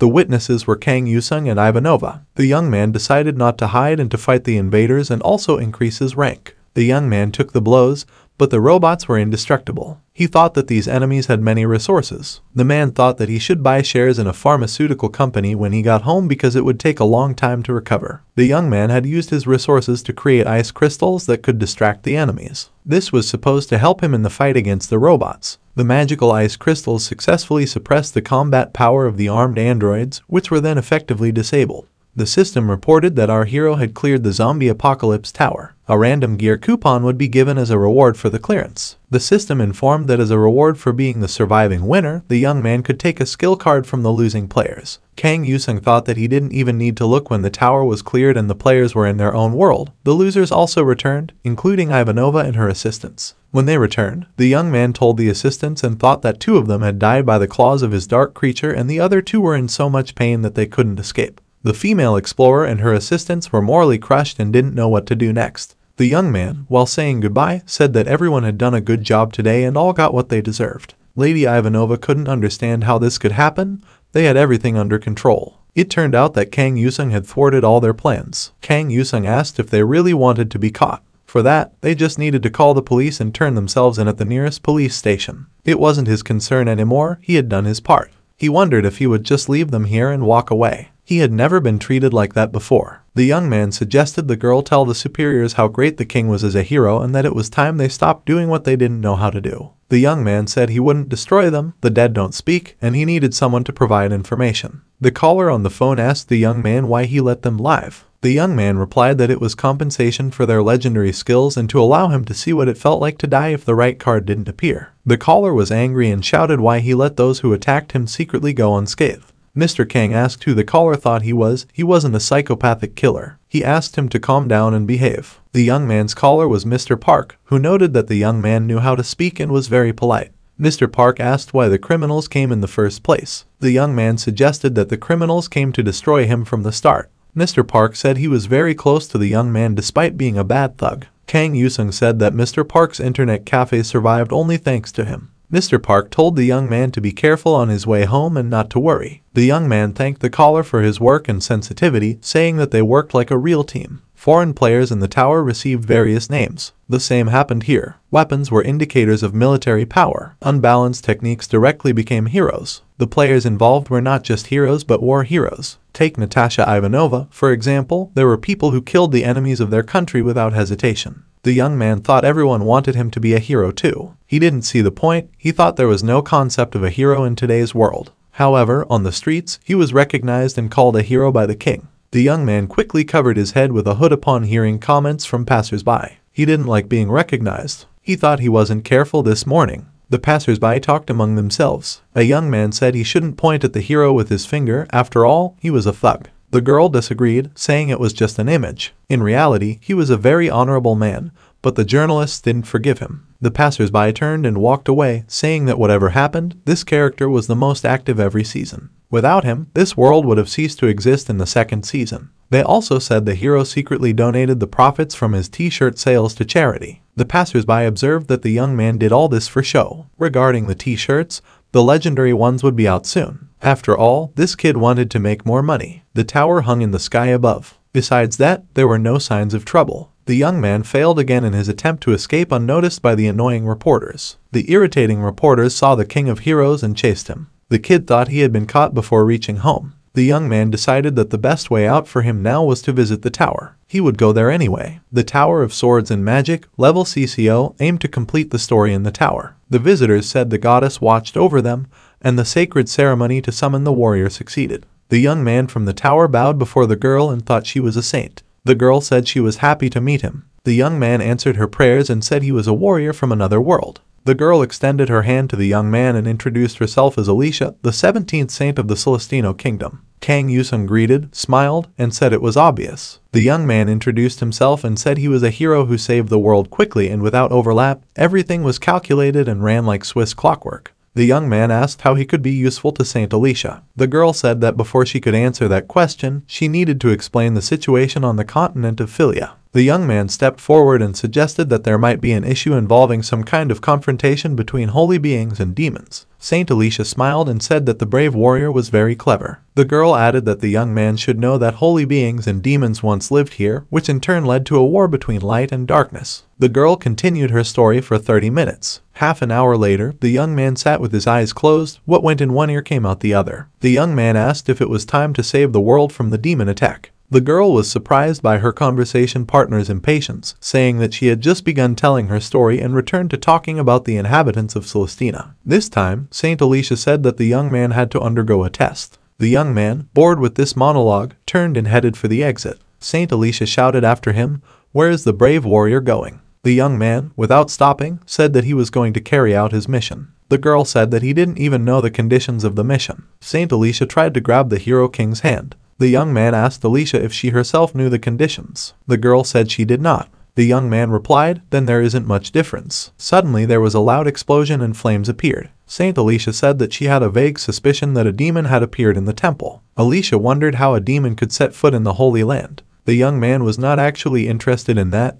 He had problems to solve. The brave knights drew their weapons from their sheaths and shouted at the demon to retreat because this was no place for a creature like it. The knights tried to strike the demon with their weapons and internal energy, but their efforts were in vain. The knights thought, how could this be? The demon seemed invincible. At that moment, why did holy magic and sword aura not work on this demon? The demon just smiled mockingly and called it by name. The order was given for everyone to retreat immediately. There was a battle to be fought with this monster. Kang Yusung entered the center of the hall. Saint Alicia, protected by guards, told the young warrior that she was ready to support him. The young man activated his ice sword and said there was no need for help. It would be better if everyone moved to a safe distance. Saint Alicia shouted to the young man to be careful, hiding fearfully behind her guards. Saint Alicia thought that this young man was a true hero, putting himself in great danger for the sake of them all. The girl immediately knelt and began to pray, asking the goddess to grant them mercy. Everyone present knelt simultaneously and began asking the same of the goddess. Only the guards remained standing.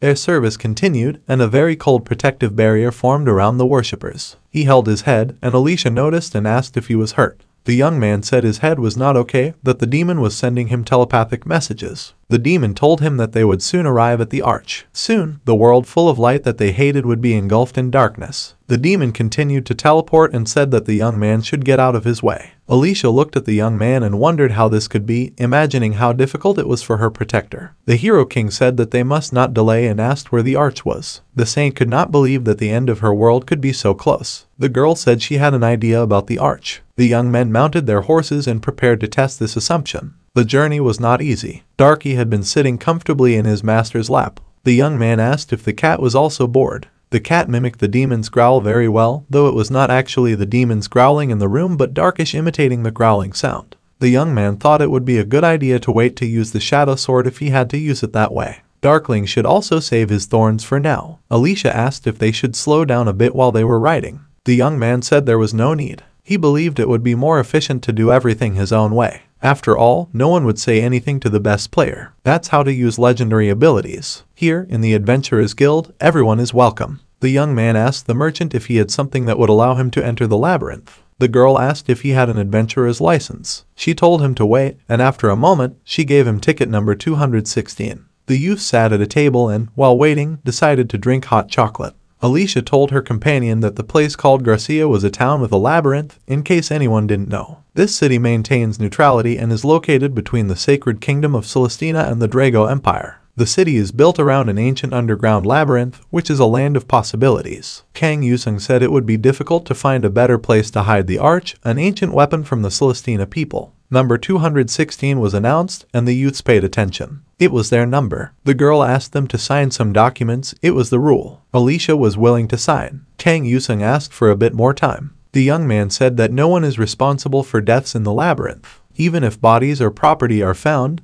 they will belong to the city. Do I really have to agree to that to get a license? The girl said everyone is given the same chance to find great fortune in the labyrinth, but the adventure carries risks. She added that license applicants are fully autonomous in their decisions and responsible for them. The young man agreed to sign and said that this waiver clearly showed the value of life. The girl, after obtaining the signature, wished the adventurers good luck and sent them off with a smile. The system reported that the hero and his companion had entered the labyrinth. They faced difficulties and dangers on the first level. The young man announced that they were ready. Saint Alicia confirmed, and the monster rats ran towards our heroes. Silberin threatened and charged at the people. Kang Yusung raised his ice shield and blocked the leader of the rats from lunging and biting his neck. Alicia was not idle either. She used her inner energy to attack their opponents, and the fierce monsters shattered into pieces. The young man announced that the 5th level had begun. He noticed that they were descending at a surprising speed. The Hero King said, "This is all because the saint is an amazing fighter.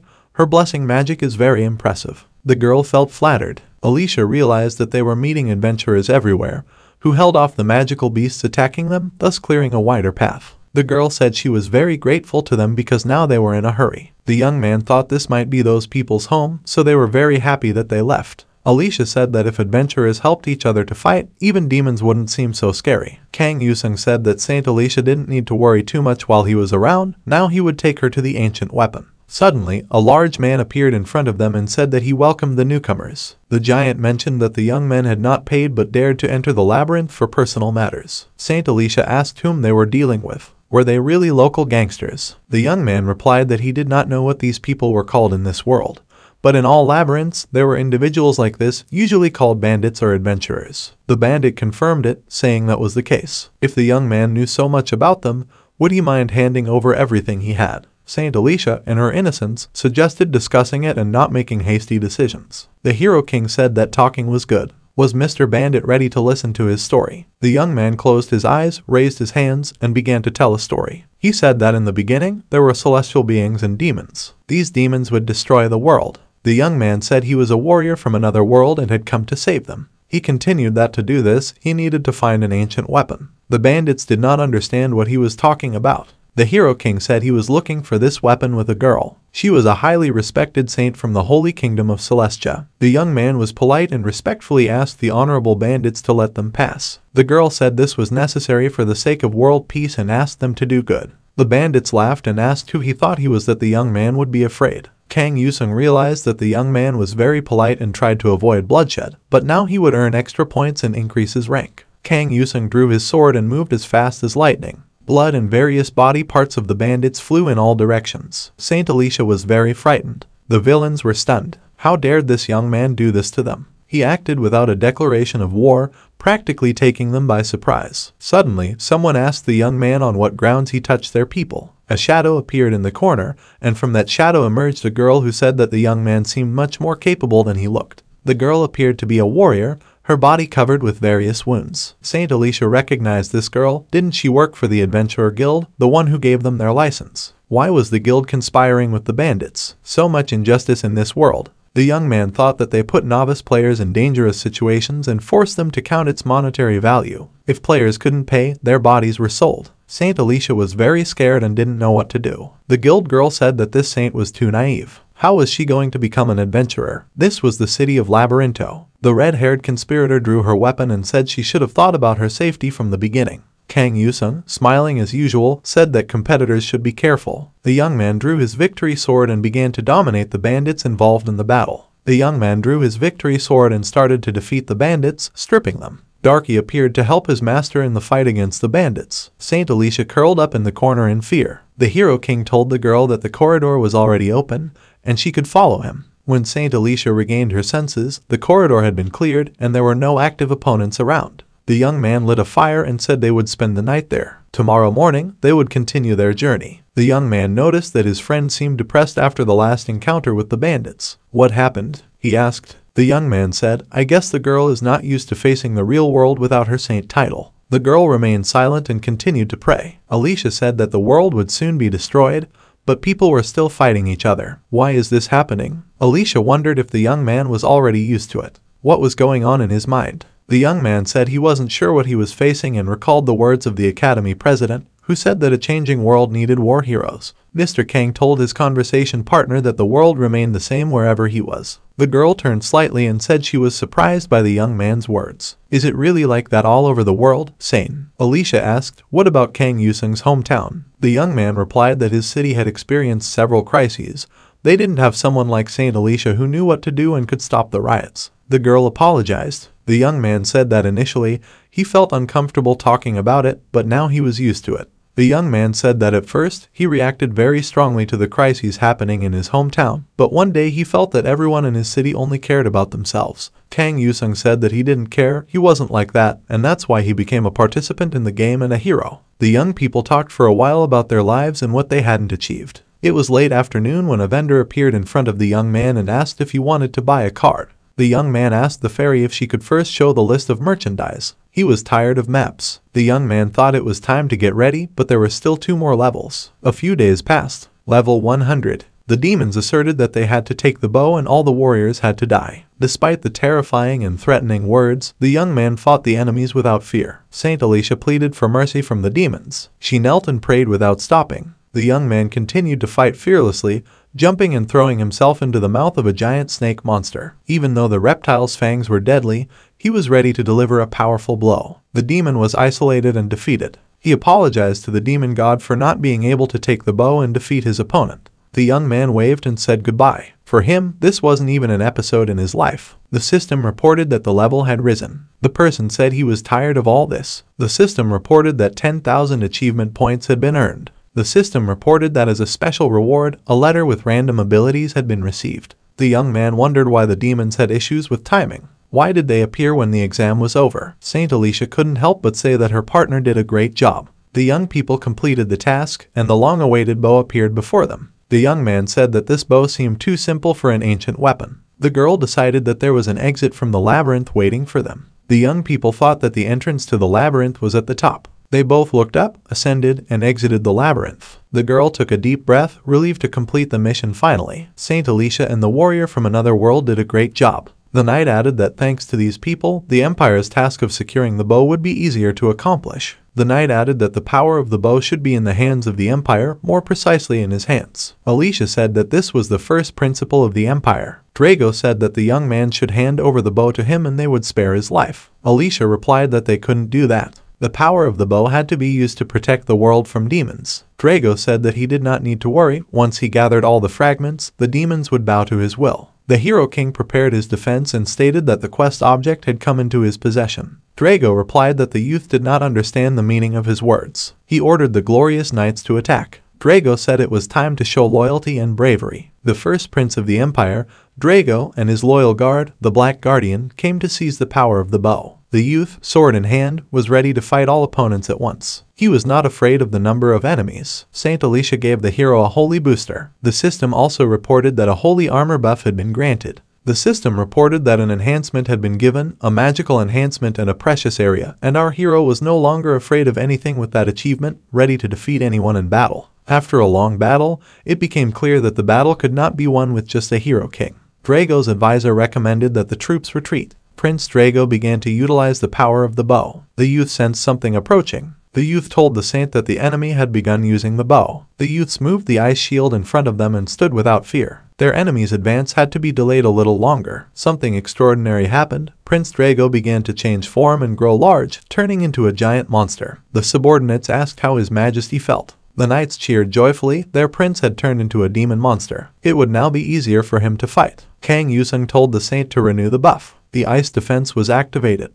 The youth donned the armor, which increased his survivability. The youth decided to use the earthquake and fire potion. The youth, clad in ice armor, fought fearlessly against the monster prince. The youth was more energetic and delivered stronger blows. The demon shouted, did his opponent really believe he wouldn't catch him if he kept hiding in the fire? The Hero King wondered if the power had made his opponent so drunk that he couldn't see anything. The youth leaped very high and swung his sword, ready to deliver a powerful blow to his opponent's back. Kang Yusung pierced the monster with his weapon. The monster roared loudly and raised its hands. The youth repeated the movement several times to completely drain and confuse his opponent. Finally, the giant monster was disabled, no longer a threat. The beast cried out in agony as blood spilled from its mouth. It was the suffering of death. Kang Yusung sheathed his sword and, feeling accomplished, decided to rest for a moment. The system reported that the mission object had been received, a fragment of the bow. As usual, our hero successfully achieved his goal. The youth stood atop the defeated monster. A strong beam of light rose from above him. The youth thought it was like a scene from a mobile game. The system reported that the player's level had increased. The youth held the coveted bow received as a reward. The youth thought it was the perfect ending to complete the level. The system reported that the next level had been reached and he could enter the Tower of Resurrection. The protagonist approached his companion, Saint Alicia, and said that the monster was finished. The youth offered the reward received after completing the level to the girl. The girl was surprised and asked again if the youth really wanted her to take the bow. Kang Yusung said that the bow should rightfully belong to Saint Alicia. The girl replied that she was not capable enough to control such power. The Hero King asked if she really wanted to give this bow to the Drago Empire. Wasn't that what they were fighting against? Kang Yusung placed the bow in Saint Alicia's palm and said, better to use it yourself than to give it to those who know nothing. The girl stated that she couldn't be on par with the dangerous power of the bow. The young man responded that from experience, he could say that a madman driven by the power of the bow would destroy the world. The burden of responsibility made this madman do such things, but a saint would fight, that was his hope, and the bow would surely help. The girl thanked her companion and hugged the treasure tightly to her chest, saying that his words made her feel much better. Kang Yusung said he was glad to hear Saint Alicia speak such kind words. They looked into each other's eyes in silence. The system reported that the hero had successfully passed the Tower of Sword and Magic after obtaining the bow. Saint Alicia had stopped the demon invasion and maintained peace on the continent. Kang Yusung was lying on his bed at home, looking at his phone. A full week had passed and he had only cleared one tower. He thought this would be a good break, but he was too lulled. The young man tried to put his phone down, at least for a while. It was only mid-January, there were more important things to do. A few days passed, nothing really changed in the young man's life outside the house. He also tried to hide from the curious reporters and photographers. The Hero King looked around and saw a group of reporters following him. People shouted, asking Mr. Kang Yusung to at least give their magazine one chance and answer some questions. The young man ignored the reporters' calls and hid in another tower. The reporters soon reported that the Hero King had entered a tower, but there was no information about this tower. One female reporter suggested that perhaps this was the Tower of Resurrection. Everyone was scared and excited. The system reported to the young man waiting for the versatile and talented opponent. The young man said this time he could ignore the poetic introduction and that he was ready to go straight to the test. The system reported that this time the young man was very impatient. Around the young man were mirrors showing his opponent in various poses. The evil opponent said he was ready to start the test and the protagonist needed to be very careful. The opponent was starting now. The king hero emerged from the darkness. His face was not clearly visible, armed with a sword. He took his time approaching the young man. His opponent came closer, his face illuminated, wearing a clown mask. His rival remarked that the king hero did not even seem surprised to see him. The young man drew his sword, and his opponent also had a sword. The young man attacked, and the clown did the same. The young man thought that the clown before him was fake. This opponent was just like him, so he had to be dealt with in a special way. The king hero thought that he fought such deceptions every season, but he still didn't feel comfortable with them. Our hero activated the Seraphim shield. This shield was supposed to successfully deflect the enemy's attacks. The system confirmed successful activation. The king hero thought he could solve the problem by summoning his secret pet to help him, Darky. The system reported that summoning familiars was prohibited in this area. The young man realized that this trick wouldn't work. It was actually quite simple. Kang Yusung, as usual in this battle, deceived the fake opponent and thrust his sword side to side. The bleeding clown asked why the young man was so serious. After all, nothing prevented the protagonist from becoming a true villain or hero in this battle. In this case, everyone was free to decide for themselves. The clown added that you didn't need to worry too much because nothing could be taken seriously in this world in the end. As in all previous seasons, the protagonist fought with a sword against the scarred clown. Kang Yusung said that he knew a magic trick that could make the annoying clown shut up. The young man ripped off his opponent's mask with a skillful hand movement. By doing so, his opponent became disarmed and disabled. This mystical enemy flew into the air and disappeared. This was the outcome determined by the system. Kang Yusung put the mask on his scarred face. He looked like the same clown, but only in reality. Instead of a cheerful clown, our hero turned into a clown of sorrow. The young man asked who else he had to deal with. An image of the main rival appeared before the young man. He was once again called our hero with 1,000 faces and 1 talent. Tuin Park ran into the city hospital room. He saw Kang Yusung lying on the bed with bandages. The young man was connected to an IV. The young man was looking at the game information at that moment while keeping the screen away. The young man said that finally Tuin Park had come. When the man saw that the young man was conscious and even tried to joke, he relaxed and smiled. Kang Yusung asked why he hadn't brought a gift. Tuin Park said that if the boy was joking, he must be feeling very well and should probably get up now. Tuin Park said that the young man should stop pretending. It was time for him to return to keeping the peace in the world. After all, he was the king hero. The boy asked if the old man really wanted him to go to work with a hole in his chest. Tuin Park confidently stated that the young man drank the healing potion and used his healing abilities. Kang Yusung agreed and said that despite the appearance, the wound was still unusual. Tuin Park remarked that it was not surprising, as the ruler was quite strange, so the awakening must proceed as usual. The young man said that it was not actually that severe, even smiling. The awakening was available starting from level 50, having a different appearance depending on its ruler in this case. The young man was rewarded for overcoming himself after completing the previous level. The system rewarded the hero with a bonus, which was a unique talent. In other words, everything the young man had up to that point was doubled. In other words, he became twice as strong. Kang Yusung said that he had gotten everything he wanted, so he felt very good and asked what the next mission was. Tuin Park said it was the same as usual, which was to find the villain and teach him a lesson. True villains are rare these days. Maybe a serial pyromaniac or a dark player. The serial pyromaniac observed his creation from behind a barrier, swinging his wand as if conducting an orchestra. The man could hear the screams of the suffering citizens, and it was intoxicating music to him. The burning villain considered himself an esteemed teacher and said he would show humanity the way with his extraordinary art. The fire master decided to drown the world in flames and wanted the fire to spread everywhere. The system reported that the fire ruler was very pleased and gave a generous reward to Baekdong-soo. The fire demon reported that as usual,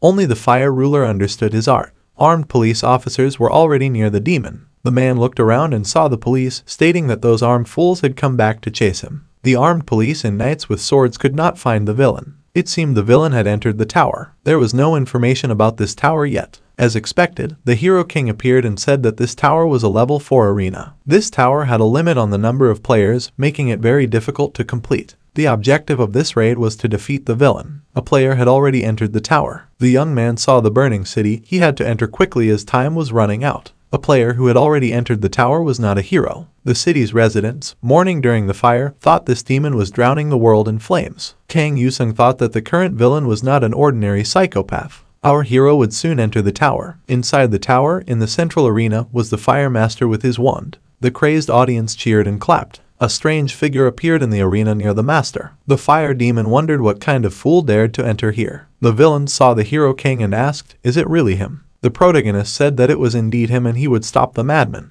The fire master told the Hero King that someone like him could understand this form of art. The Hero King said that the mad creator was in front of him. The young man said that he didn't understand why this world was full of such madmen. The villain asked why his opponent dared to demean this art by considering it some kind of commodity. The fire master raised his hand to the sky and said that now everyone would see his fire. The villain had a special ability called the Inferno Orchestra. The villain summoned musical instruments one by one, and at the same time, fire emerged from each instrument, aimed at the protagonist. The young man could barely dodge the fire attacks. The person said that the uniqueness of the creators was that they acted alone, appearing out of nowhere, which was why they were called psychopaths. The young man looked up and saw a large column of fire. When about to defeat the villain, the Hero King sensed the impending danger and managed to avoid it using his ice sword. The young man approached the blazing demon and stated that it wasn't enough to catch him. He decided that it was time to end the day. The Fire Master was more cunning in this battle, using musical symbols to strike his opponent.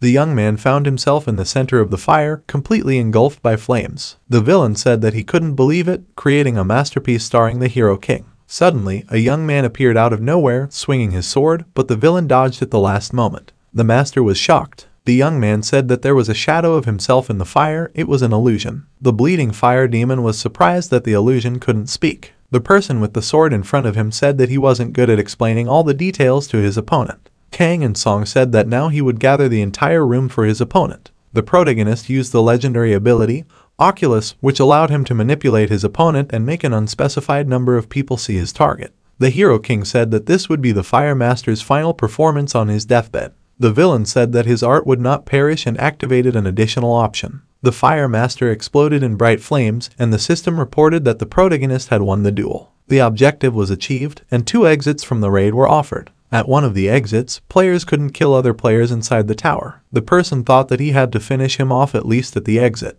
The system transported the main villain to France, to Calais. The protagonist decided that the villain would meet a sudden death in France. The Hero King saw the villain when he was on the roof of Notre Dame Cathedral in Paris and said that he knew he would find him there. The young man jumped from the roof, hoping to reach his opponent faster. In an incredible leap, the Hero King reached the villain and punished him with his ice sword. The achievement was accomplished. Suddenly, a group of young girls appeared in front of the protagonist. The leader of these girls extended her hand and decided to communicate with the young man. The girl said that Mr. Kang Yusung must immediately drop his weapon. It was her firm order. The young man asked the girl what brought her here and why she was so strict with him. The leader of the women's group was Saint Maria Jeger, the head of the Rescue Knights Guild, always known for her integrity. The girl said that the French government had requested their cooperation in investigating the black player who had been eagerly awaited since they were informed that the exit from the tower led here. The young man smiled as usual and asked his interlocutor to help him make a hole in the arsonist's belly. The girl said that she couldn't let the Hero King destroy the person. Saint Maria Jeger said that killing during an arrest was only allowed under certain circumstances. The Hero King commented that the girl spoke like a true saint. The young man apologized and said that the girl was a saint. Maria replied that revenge begets revenge. Ms. Jeger added that the fact that the villain behaved like a monster didn't mean he should be treated as one. Kang Yusung responded that destroying the black player wasn't a bad thing. The girl stated that she wasn't saying that for his own good but for the sake of justice. Maria Jeger added that such actions could have global consequences and the value system might need to be reviewed. The Fire Master, who had been inside the barrier all this time, tried to attack the young man with his magic wand. Something didn't go well. The attack inside the barrier didn't penetrate it. Saint Maria Jeger once again asserted that she was trying to protect the Hero King. How could they not understand that? The young men turned their attention to the fact that the teacher had finally been deactivated. He had done it himself. The girl said that the culprit had been caught and that was the end of the incident. He would be taken to the appropriate place. The young man could return and rest. Kang stopped arguing and said that if his interlocutor asked him, he would comply humbly. The young man turned and left. As he was leaving, he said that he had wasted his time coming here. The Hero King decided to try using his Darkling one last time. The girl knew his plan and told him not to try it. John replied that it was expected. He decided to try it just in case. A woman from the Secret Service stood in front of the young man. The system reported that the hero's provocation had surged. A young man was in Paris in the middle of the town square with his hands raised. He had been captured by girls under the command of Saint Maria Jeger. The system reported that the ruling clown had become hysterical. The young man with his hands raised said that many people had died because of that madman. The Hero King said that he could not forgive this, he had no reason to. The young man told his interlocutor that the black players were destroying the world faster than the tower. Did he really disagree? The young man added that it didn't mean anyone who put a hole in the monster's belly would become the monster themselves. Maria Jeger approached the Hero King and told Yusun that he was not a monster.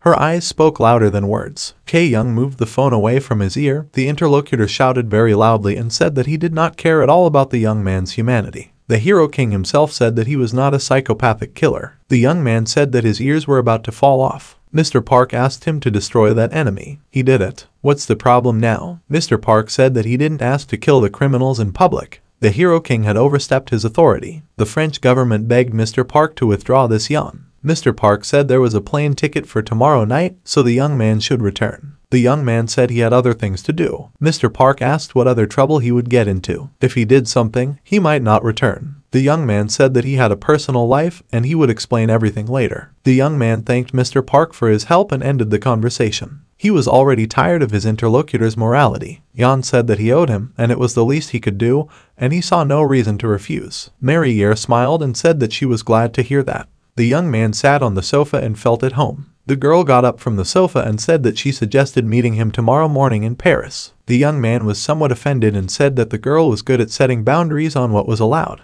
Maria Jejer quietly prepared to leave with Kang Yusung. She asked if there was anything he wanted to say as a farewell. The girl turned around. She glanced mischievously and wished the young man good night. The young man thought it would be better to fly back tonight. As she was leaving through the door, the girl stopped and wondered if she should have asked for that favor. Her face showed embarrassment. The War Tower of Revolution Level 6. A revolution war and confrontation between systems awaited the hero. The shop was unavailable. The attack's goal was to complete the scenario. The young man was on the train with the civilians. Looking out, he brought out his ice shield and defended against the enemy's attack. In response, the young man fought back by throwing ice balls. On this train, besides the civilians, there was Saint Maria Jejer with the young man. The young man said that there was a bridge ahead of them and suggested stopping the pursuers there. Maria Jejer agreed. The mission's goal was to protect the nobles of the king's faction from the revolutionary army. After the train crossed the bridge, Maria Jejer jumped and destroyed the bridge over the river behind them. The young man remained on the side of the pursuers. The train with the nobles was on the safe side.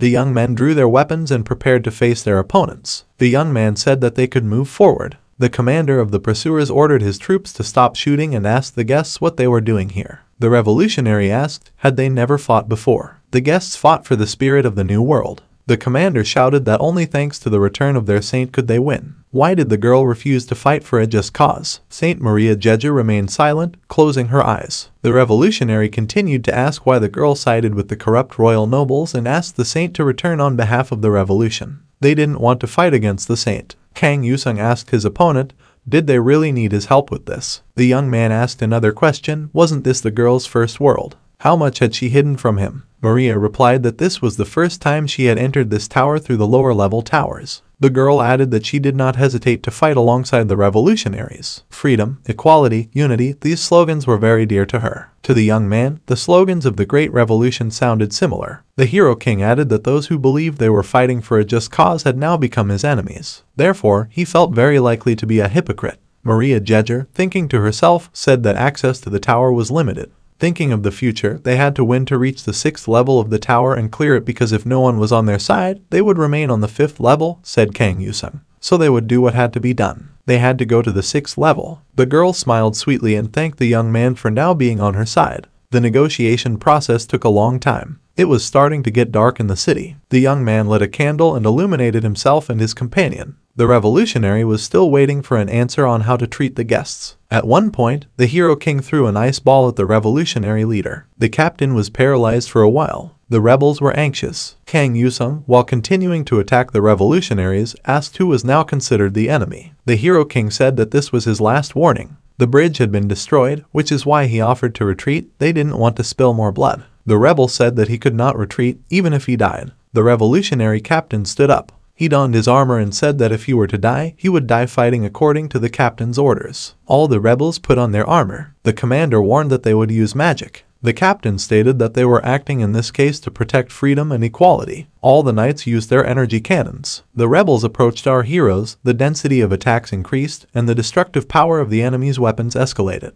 The system reported that player Maria used the effect of Deep Conviction. Maria used the Seraphim Defense effect. The girl continued to spend her hard-earned victories. Saint Maria Jejer reversed the opponents. The system reported that the blessing effect of the holy armor had increased by 1%.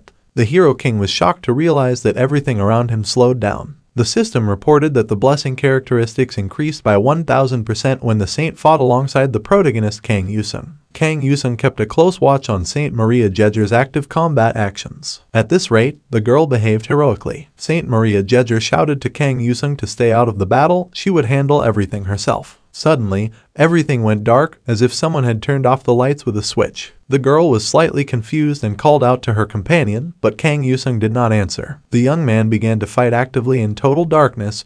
He could distinguish his opponents quite well. The young man wielded his war sword and took down the knights one by one. He thought that the 6th level would be much more difficult. He realized that he had never thought before that one day he would have to fight in total darkness at this level of the tower. The Hero King told the saint to activate her shield immediately. The girl heard Yan's voice and was very excited, saying to lift the curtain of absolute darkness, otherwise she wouldn't be able to fight. The young man replied that the girl did not need to fight, her presence alone increased the characteristics of all effects. The young man fought against the enemy while riding his Darkling. He warned that in this combat mode, experience points would still be evenly divided, so Maria would not lose anything. The Hero King said that in this particular battle, even in total darkness, the girl gave him invaluable support and he was very grateful for it. After the battle ended, the surroundings became brighter. The young man said that everything was over. The girl saw the dead knights and her companion riding a large beast. The battle ended in total defeat for the revolutionaries. The mission requirements had been met and it made sense to return. The cat approached the girl. The young man extended his hand and told her to hold it. He said that it wasn't over, they had to reach the Fat King. Saint Maria Jedger thought that it was still possible to get some bonuses for the upcoming battle. The young man told his still hesitant companion that she had to realize that everything would be in vain if the city where the Fat King had fled fell. The girl climbed onto Darky's back. The cat transformed into a transport animal and began to swim. Maria Jedger said that the young man did not need to do that. He replied that it would be fun. He added that there might not be another chance with the type of amplification the saint created. He himself would destroy all the villains. The girl said she didn't ask him about that. Just in case, she held her companion even tighter. The cat crossed the river to the other side of the bridge and continued on land. In front of them, the city was burning. The young people decided that they were already inside. The city welcomed our heroes with burning buildings and screaming people. Everything was engulfed in chaos. The rebels ran everywhere, shouting that they had to destroy the enemies of the revolution. The rebel said it was an order from the Iron Blood Duke to cut down all supporters of the old system, without mercy towards anyone. Kang Yusung and Saint Maria Jedger found themselves in a burning city. Fire was everywhere, and there were no living souls. Anarchy and chaos were rampant. The girl was shocked. She couldn't understand how such a thing could happen in Duke City. Maria Jedger, impressed by what she saw, asked why the revolutionaries didn't spare the innocent. The young man said that this was how any ideology worked, the same would happen to the city's inhabitants they left behind. The young men blocked the road. They were the personal guards of the Iron Blood Duke, the Iron Blood soldiers. The Hero King remarked that it was quite ironic, now they were no longer revolutionaries fighting for a just cause but rather ordinary murderers. Minutes later, everything changed. The young man snapped his fingers and said, "Darken." Shortly after, the system reported that the Revolution Tower had been cleared. The faction of nobles had achieved remarkable victories in several battles under the Iron Blood Duke's regime. An era with a strict moral code had arrived. The hero managed to achieve a feat by clearing the tower on the 6th level. Journalists asked the weary Saint Maria Jedger to recount the raid with the Hero King. The girl stated that they acted for the security of all countries in the world. The young man said that it was a hot night in every sense. The girl looked at the Hero King sharply. The young man smiled and said, "What else can a man and a woman do alone in a tower at night?" He formed a heart with his hands. An angry Maria Jedger shouted that it was not what they thought at all. The young man wondered what he had said. After all, it was the girl herself who had said she was glad they were alone. Journalists and photographers observed the scene with interest. The young men were finalizing their relationship. The Hero King tried to joke, while Maria Jedger tried to cover his mouth. The system reported that the protagonist's level of provocation had increased surprisingly. The clown monk lay on the ground clutching his stomach. Saint Maria Jedger was almost in tears from the injustice. The young man connected after this show. He received a bonus for his behavior. The protagonists fled from the journalists by hiding in a car, each reading messages on their phone. After all that was written, the young man stated that it was too late to say they were just friends. The next mission was to enter the Tower of the Ice Dead. Kang Yusung and Maria Jedger acted together again. The young man, seeing what awaited them, told Saint Maria that he was sorry. The girl looked at him with wide eyes and asked what exactly the young man she loved wanted to say. The Hero King said what he could use but didn't have time to finish his sentence. The girl quickly drew her sword and told the young man to move aside. The saint prepared to parry the attack. The girl said that she needed to cool down. Shortly after the hot night, the young man was surprised by the resilience and spirit of his partner. Before he could blink, the system showed that the ice tower had been cleared. After that, the two heroes successfully carried out joint attacks for a month. The system reported that the heroes had cleared the Remarkable Defense Tower, the Tomb Raider Tower, the Monster Hunter Tower, the Sandhell Tower, and the Spider Queen Tower. The young people parted ways at the airport building. The girl wished Kang Yusung good luck. The young man turned around. He asked if lovers didn't give farewell kisses. Maria said that she was very jealous of Yusung. The girl asked how Yusung could be so careless. The boy replied that he took it as a compliment. The girl agreed that in his case, it was a compliment. Maria Jeger stated that she was very happy to have a reliable player. The boy smiled and replied that those were his words and told the girl that they would meet again. Maria Jeger waved at the young man and told him to be careful on his way home. The support group continued to follow their leader. The young man turned around. The girl thanked him again for his help and the time they had spent together. Maria also thanked the young man for all he had done for the world. Humanity would not forget him. The people on the plane thought that working together was much more efficient. However, national interests always came first, and no one could be trusted.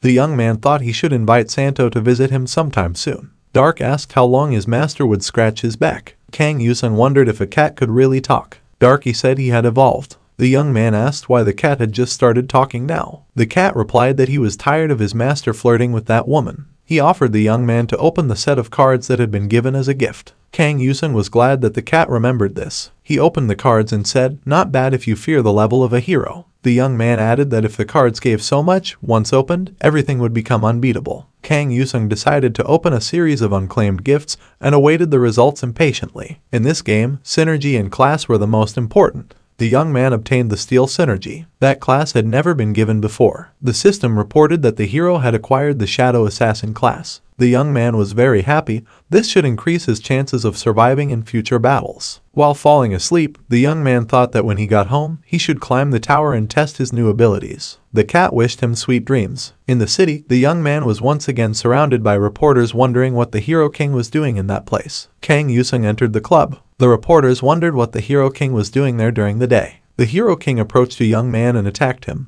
asking why the man hadn't counted the time from the clock they had agreed upon to meet at 9 a.m. The man said he felt very bad last night because he had drunk a lot. Kang Yusung said he counted to 3. No one had ever made him so nervous. The young man ordered the man to follow him, otherwise they would have another conversation. The young man was angry. How could someone like Kang Yusung give orders to him? Didn't he know who his father was? The young man jumped up and said that his father was the president of a large and powerful company. Kang Yusung should have known who he was talking to. Kang Yusung placed a hand on his opponent's head and said that in this case, he was the youngest disappointment of his ancestors. Kang Yusung dragged the man out of the club by his hair and said that everyone should step aside because the Hero King was coming. The people around observed this scene in silence. Kang Yusung said he wanted to test his new skills and there was a case. The man thought that he should have already hired one of the players. He thought this would be a little different. The man said that it was the end. Kang Yusung brought a promising rookie who awakened this season. The Hero King said he couldn't believe this person was a promising rookie. It was said that he had successfully conquered the level 3 tower. The young man caught up and said he had completely forgotten about it.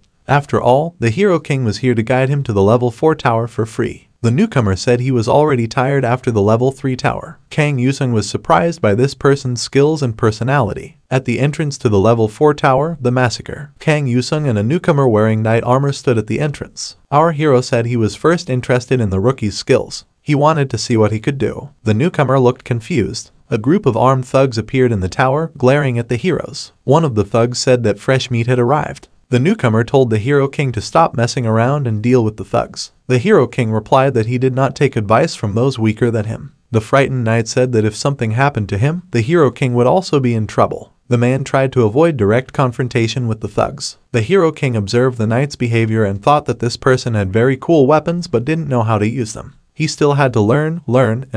Kang Yusung thought that those who didn't know how to fight would have a sad end. The knight ran around the room, begging to be saved. Kang Yusung thought who would save the world in this case. The young man activated the Shadow Clone technique. This ability could control shadows from a chosen reality with a time limit of 1 minute. Our hero said that the best teacher is practice. Darky appeared and helped do all the dirty work. The villains were harshly disabled. The young man looked up and saw a hole in the ceiling. From there, vampires and bats started flying out. The Hero King had activated the blood launcher technique. This allowed him to summon bloodthirsty spirits. The spirits that appeared immediately began slaughtering the bats using their blood as nourishment. Kang Yusung asked his companion if it was time to change pants. The young man told the Hero King to watch his mouth, or he would complain to his father. The Hero King placed the young man in front of him and said he would not be mean to him. He was just giving extra motivation to succeed to a good boy like him. The armored youth said that everything sounded rather fake and Kang Yusung must have made it up. Kang Yusung replied that his opponent didn't want to hear the truth,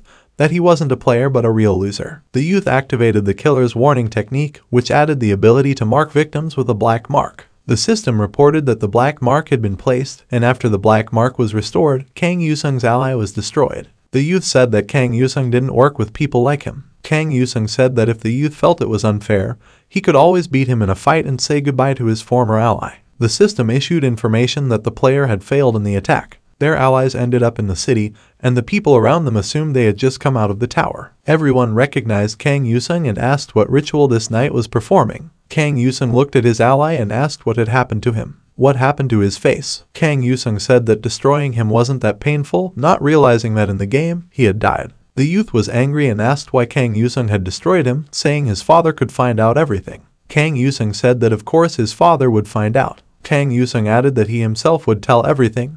This information wasn't a secret. The youth said it seemed Kang Yusung didn't realize what kind of trouble he was in. Kang Yusung grabbed his opponent's chest and asked what he would do if he would hire a killer. Kang Yusung wondered what would happen if the boss of a big company became his enemy. Would others line up to destroy him? Kang Yusung asked his opponent, while pointing to his forehead with his finger, if he really felt special. While Kang Yusung was mocking his former ally, the system issued a new season update, a never-ending race through the labyrinth. The system sent a message that the Clown King greatly influenced the tower's rules and it was necessary to attack the labyrinth. Kang Yusung shouted that he needed time, and the system reported that Kang Yusung was chosen to run in the labyrinth. The youth traveled to Labyrinth 999, where many tired and lost players surrounded him. Kang Yusung saw the son of the corporate boss and thought that the spoiled kid in front of him was just a spoiled kid again. There were also many exhausted newcomers. Why had they all come to this labyrinth? One of the newcomers recognized the youth and said that now they had Kang Yusung among them. Someone reported that it was written on Team A's ground. So, we can conclude that everyone must work together. The newcomer thought that he was safe. After all, now he was on the same team as Kang Yusung. Kang Yusung thought that he couldn't stand it. The system informed the players about the labyrinth's rules, and all the players read them carefully. Some said they didn't need to worry. After all, they were on the same team as Kang Yusung. Our hero thought that he would rather be taken by old age than this tower. Kang Yusung said that he wanted to see his team members' skills. The team entered the labyrinth, and the stage was called the Forest of Human Hunters. Kang Yusung stayed in the front, and from various directions, orcs and various monsters tried to attack the team. The youths mimicked their leader using protective shields. The youth thought they were making good progress thanks to Kang Yusung's blessing distracting one of them. This young man just started playing, and he announced that he has already reached level 5. Kang Yusung thought that this division should balance the teams in terms of strength, but the other team might have game veterans. The team leader thought they looked like easy prey, so he told everyone to gather at one point. Kang Yusung said they had guests and told Darky that his support would be needed. The villains who appeared shouted that they needed to kill all enemies and were ready to fight right now. Kang Yusung asked Darky to take care of his opponent. The cat said he would do so very happily. Kang Yusung stated that rule number 5 of the game specifies that if 3 players are eliminated, the entire team is disqualified. The attacking team suffered a defeat, and the system reported that the team was out of the game. 2 players from the team failed in the attack, while Kang Yusung and his darkness managed to face the 2 opponents attacking them. Rule number 2 states that if a player dies at the hands of the labyrinth, he cannot be destroyed even after the labyrinth is cleared. The young man told his opponent that he showed mercy by destroying him himself so that at least he could be resurrected. One of the masked attackers quietly followed Kang Yusung's group and hid his presence. The opponent thought that Kang Yusung was here. If he was destroyed, his entire team would be out. We need to convey this information to everyone. Suddenly, Kang Yusung approached the enemy from behind and asked how long he had been hiding there. The enemy was scared and said that he was Kang Yusung's most loyal fan. The young man replied that he understood and asked where the man's team was. After a while, a masked player quietly ran towards his team and said he had found the opposing team. A green rival team was eliminated because of information from an ally. They said that one of the opponents was dangerous and the others were not threatening. They suggested dealing with the strongest one first, Kang Yusung. The bandits asked their ally if they were really moving in the right direction. Somehow, the atmosphere suddenly became dark quickly. Kang Yusung and his cat were observing the opponent from atop a tree. Kang Yusung said he was sorry, but nothing personal was involved. The rival group realized that they had been trapped and their ally might have become a traitor, but here, nothing was personal. The system reported that a team was out of the game. The system reported that another team was out of the match. This happened repeatedly, and Kang Yusung worked with the same scenario. Another team was out of the game. The system reported that the players had completed the first season update of the labyrinth, and achievement points were awarded to all players on the team. Kang Yusung's team celebrated their victory, thanking their leader for saving them and leading them to victory. The system reported that the team had to choose one player to receive the reward. If there was disagreement, no one would receive the reward. There were negotiations among the team members about who should be given the reward. Kang Yusung said that in any case, not everyone would receive the reward. Kang Yusung said that he had done all the work, so he believed the reward should be his, and everyone agreed. A contestant wearing armor said he disagreed. He believed that one ticket should be his, and in that case, he would be willing to overlook what happened in the tower. The novice said to the armored player that he hadn't lifted a finger at this stage, so why was he claiming the prize? The armored player began intimidating everyone with his father's influence, being told that without his father, he was nothing. The competitors were willing to fight, and the battle for the winning ticket could lead to violence. Other players suggested not fighting and getting a single ticket for fun. The contestants disagreed and turned to bloodshed, seeking justice with their fists. Kang Yusung said they should be aware that they already had experience points and achievement points without doing anything. The young man asked, or maybe some team members think they deserve a second chance. The system reported that player Kang Yusung received a well-deserved reward for completing the maze. The young man opened the ticket and received a blessing he already had. This frustrated him. The cat laughed at its master. Kang Yusung received a message from the system that he had obtained a blessing. The fire shield is a useful blessing. The more blessings, the better, even if it wasn't too great. Blessings are not reset each season but carry over from season to season. Kang Yusung concluded that blessings are even more valuable than skill cards. It was only worth going to the fire attribute tower to train for a new blessing, the level 6 phoenix nest. The young man thought it would be good for him. The cat said it didn't like fire and preferred dark and cool places. Kang Yusung summoned Darky, his choice, and tried to find something else to do. The system reported that the Holy War Tower was summoning player Kang Yusung. The ranked accessory sign had a strong effect. The system asked if the young man accepted the Holy War Tower challenge. This is a level 7 difficulty tower, with only one player allowed entry. Kang Yusung started packing and said they didn't give him a moment of peace. The attack's goal was to gain access to the Holy War Tower. Kang Yusung bowed before the queen. The queen said the shadow goddess heard his prayer. The girl added that the young man also accepted his challenge and felt very honored. The young man remembered the girl saying she didn't want his mercy and called him a heretic. The man said she was a princess because she didn't forget anything. The guards blocked the young man's way and said he must show respect to the queen. The girl told the guards to let him pass and said she owed this man a great debt, with no words to describe it. And now he came to help her again, earning the status of an ally. Kang Yusung said he saw the queen had won. The outer tower attack ended with the coronation of this girl. Kang Yusung asked what Her Majesty needed this time. Was the series in danger again? The girl said that the Holy Land had been taken by Ayub, the kingdom of the elves. The knight knelt before the clergyman and said he honored his memory and paid his respects. Moments later, the Holy One lost consciousness and fell to the ground. The knight screamed in fear. After Urban Tertier suffered an attack, the new Pope Gregorio Wido spoke to the human kings. The Pope said that we must unite and retake the Holy Land. The kings addressed by the Pope were the evil King Richard the Poisonous and the Grand King Philip II. The result of this conversion was the start of a holy war between elves and humans. The war was long and exhausting. Kang Yusung realized what was happening. He thought there was a conflict of interest. Why couldn't they divide the land equally? The queen said that the kings of 3 nations had gathered their armies, and their goal was the fortress because it was closest to the Holy Land. The girl asked Kang Yusung if he would fight for them. The young man looked into the distance thoughtfully and asked if she happened to see the king with malicious intent. The queen said that the young man had exceptionally good vision. The king was supposed to be 2 kilometers away. The young man decided to design something new to effectively complete the task ahead. He told the system to use the pocket workshop and replace the Oculus with an ice bolt. The system reported that the assembly was in progress. An automatic weapon appeared in Kang Yusung's hand, and the system reported that thanks to the activation of the 6th sense, the mentor was now active. The 3-star ice beam was a significant upgrade in range and damage. Firearm projection was now possible. Kang Yusung aimed his weapon and said that His Majesty could rest easy now. Looking through the binoculars, he could tell that he was in control of the situation. The young man controlled the entire enemy army, standing on a high cliff with a firearm in his hand. In front of him, the enemy was scattered over a wide area. Kang Yusung aimed and selected his desired target. The sound of gunfire erupted, and the enemy's brains scattered in different directions. It was the guest from yesterday. The commander of the knights shouted for everyone to raise their shields, stressing the importance of defense. The young man wondered if the shields were blessed by the Fire King.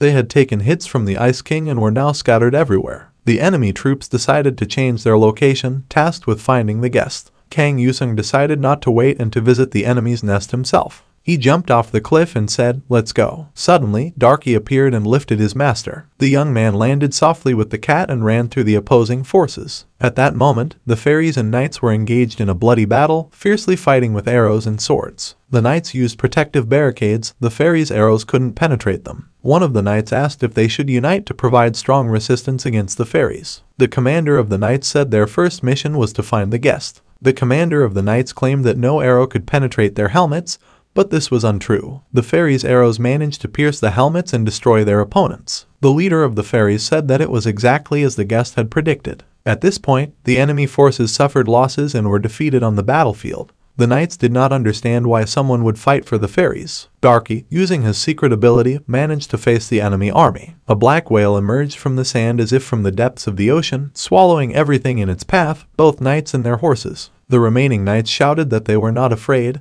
that they would not retreat, only advance. In front of the surviving part of the army, the king with malicious intent, Ricardo, moved forward, his eyes glowing with demonic fire. With a shout to advance, the knights charged towards the fortress with the desire to conquer it. They were pursued by the terrible force initiated by Darky. King Ricardo swung his sword in anger and shouted for his loyal soldiers to follow him. Kang Yusung realized that his location had been revealed and the enemy's vanguard was ready to attack him. The fairy leader told the young guest to focus only on the target and they would make it happen. Kang Yusung said that following the queen's orders, they had to annihilate all enemies. Kang Yusung was surprised by the actions of the knight's army and said they were just a bunch of fanatics. The young man took a sword in each hand and said he was ready to fight the fanatics, that the time for truth had come. King Ricardo shouted, "How dare this guest interfere with his affairs? Does he know who is in front of him?" The young man said that now he had an enemy in front of him whose defeat would bring him a great reward, and that was enough for him. The young man said he really wanted to see if his opponent had the heart of a dragon. The system reported that a black mark had been placed and the weak point detection had been activated. The young man jumped to the side and chose a defensive position, not understanding all his opponent's tricks. The villain said he couldn't be defeated. The villain swung his sword. King Ricardo shouted that a bagman like his rival couldn't do anything significant. There was an explosion, but his opponent was unhurt. The young man thought, how could this happen? He had placed the black mark on the king. The king shouted that he sacrificed his horse to give him more power so he could dominate this idol worshipper. The young man ordered the system to open the iron chamber and replace the ice thunder with a sword. The young man thought that with so much blood around him, the blood grip was stronger than usual. All this created the ideal conditions to successfully finish the battle. The system reported an increase in ability range. The young man's ability range had increased, leading to more powerful attacks. His opponent took more and more damage. Kang Yusung found himself surrounded by rivals. King Richard said that the young man couldn't be stopped by cheap tricks like that. King Richard looked angrily at his rival, thinking that the young man had lost this battle as he was still in the ring. The young man activated the Dead Walker ability. This ability could revive the dead and completely subdue them. As a result of the bloody battle, only King Richard and Kang Yusung survived. Richard knelt before his rival without a weapon. The young man had completed his mission. A young man in the queen's castle presented the head of the villain King Richard. The queen said she was very grateful to the hero for his service. However, only one of the three kings had been defeated. The holy war had just begun. The young man accepted this information obediently. As night fell, the young man met a female elf merchant. The girl said she had reached the highest level of ice sword knowledge ability. If she upgraded her shop, she could buy the resurrection stone. Kang Yusung said he began to worry if the merchant would appear. He told the elf that he didn't want to do unimportant business after taking the 7th level tower. The young man upgraded his shop and obtained the resurrection stone. The young man acquired the frozen blacksmith ability, an additional ability to control cold magic. Kang Yusung decided to test his new ability, holding a drop of energy filled with cold in his palm, looking for where he could use it. With this new ability, Kang Yusung was able to face armed opponents from head to toe with double the efficiency. The young man thought it was a good day to die. Of course, he thought the same about his opponents. The armored knights, armed from head to toe, said that this opponent was too strong. The young man told the hostile knights that their captain must be very cowardly and lazy to go to the battlefield. Kang Yusung said that this army was being systematically defeated. Why did they come out to fight? Kang Yusung said that the knight captain didn't even bother to come out of his tent. He must be so heavy that it was difficult for him even to stand. The young man decided to visit the man himself. The hero king remembered that the queen had once said they had received news that the blood-bearded Barbarossa was near. The king had placed his troops very close by. The young man now realized that the elf spies had done their job well. The queen said that the spies in this matter were human. The queen added that the three kings involved in the holy war never got along with each other, therefore an explorer from their camp was a human. The queen further added that the kings remained hostile to one another even though they had united against the elves. The information from the spies gave them a chance to win. Barbarossa, the strongest of the three kings, was someone the queen wanted to send her best warrior to confront, hoping the hero king would lead them. The young man thought the initial plan was for him to secretly eliminate this king. Kang Yusung broke into Barbarossa's tent. His information was correct, but he didn't see his target anywhere. The young man saw the king sitting in a dark corner with a wine jug in his hand.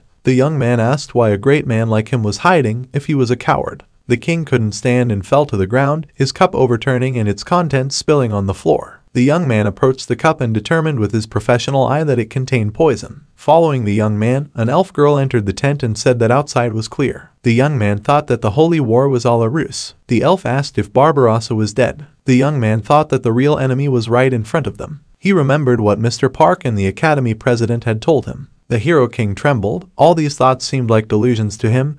Everything seemed so real. The queen asked if Barbarossa was poisoned by one of them or if their information had leaked to someone else. The hero king said that in this battle, they had just trusted someone with Barbarossa's death. The queen couldn't believe they could do such a thing during the Holy War. The young man corrected the queen, saying that thanks to the Holy War they could do this, they would gain all the glory and destroy the three countries, killing two birds with one stone. The young man imagined this secret enemy was the remaining third king, Felipe II. The queen said that in any case, they had to fight the supreme king. Kang Yusung objected that the remaining soldiers would not return. The young man added that besides, all the troops had already disbanded and should have joined the other side. The knight reported to his commander that the assassin who attacked the blood-bearded one had slaughtered his soldiers. The commander said that now it was possible to blame them for Barbarossa's death. The commander turned out to be Grand King Felipe II. He added that in this case, the rest would easily follow his orders. Felipe II added that the kings of Hate and Bloodbeard had fallen at the hands of infidels. Their subordinates said that His Majesty could exterminate those infidels and all his soldiers would follow his orders with honor. Felipe II said that his mouth spoke the truth, the Holy Land would be theirs alone. Felipe II ordered to send the units of the King of Hate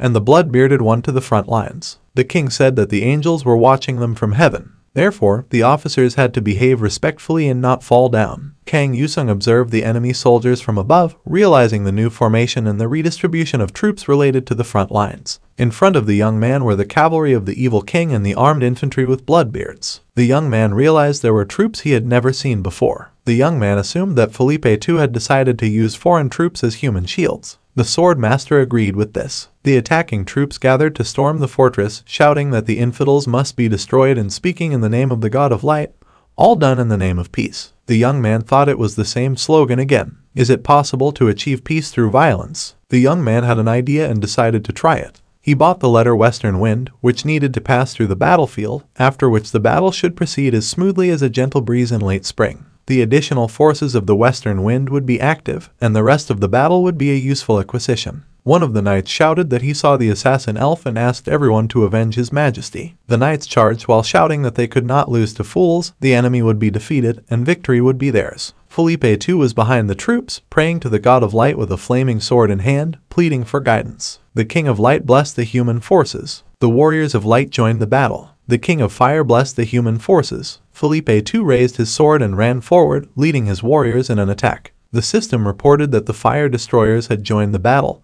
and the knights with flaming swords in their hands shouted that they would win. The King of Shadows blessed the elf forces in the desert. The elves shouted that the Goddess of Shadows was with them and encouraged their brothers and sisters to repel the attack. The elf archers fired their arrows at the advancing enemies. The Council of Shadows had joined the battle. The King of Cold blessed the elf forces in the desert. The ice guards joined the battle. The young man thought that this battle was exactly what the gods wanted. The gods wanted a fusion. Kang Yusung wondered if that made them evil gods. Derry suggested to his master to be silent, think less, and do what he was paid for. Kang Yusung said that Derry was right.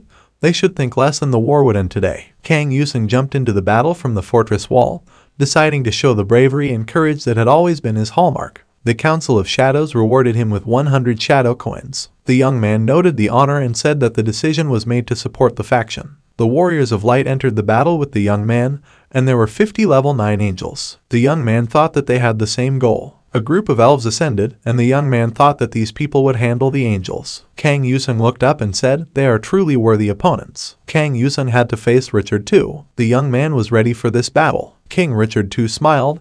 He did not see a serious opponent in Kang Yusung. Richard imagined that the fight would be short. Richard laughed and said that the foolish idol worshipper, the player everyone called a guest, was not a serious opponent. He said that in the name of the god of light, King Felipe II, and the great king, the guest would not escape punishment and he would take care of it now. The young man thought that his opponent had placed God and man on the same level. It was terrible. This person was truly a religious fanatic. Kang Yusung said that the game couldn't get any worse. The fight continued in the air. The young man realized that everyone already had wings on their backs. The system provided a message that the Monarch of Shadows was blessing the hero with raven wings. The young man activated the raven wings option. Now he could stay in the air on his own. Kang Yusung checked his wings and thought that he needed real wings, and this was some kind of fashion accessory for an aerial combat game. Kang Yusung thought that his plan was now just a useless piece of paper. Ricardo too said that he finally had a worthy opponent and suggested that the battle would be legendary. Ricardo too implied that Kang Yusung was already tired, stating it was a punishment for the young man for betraying the god of light.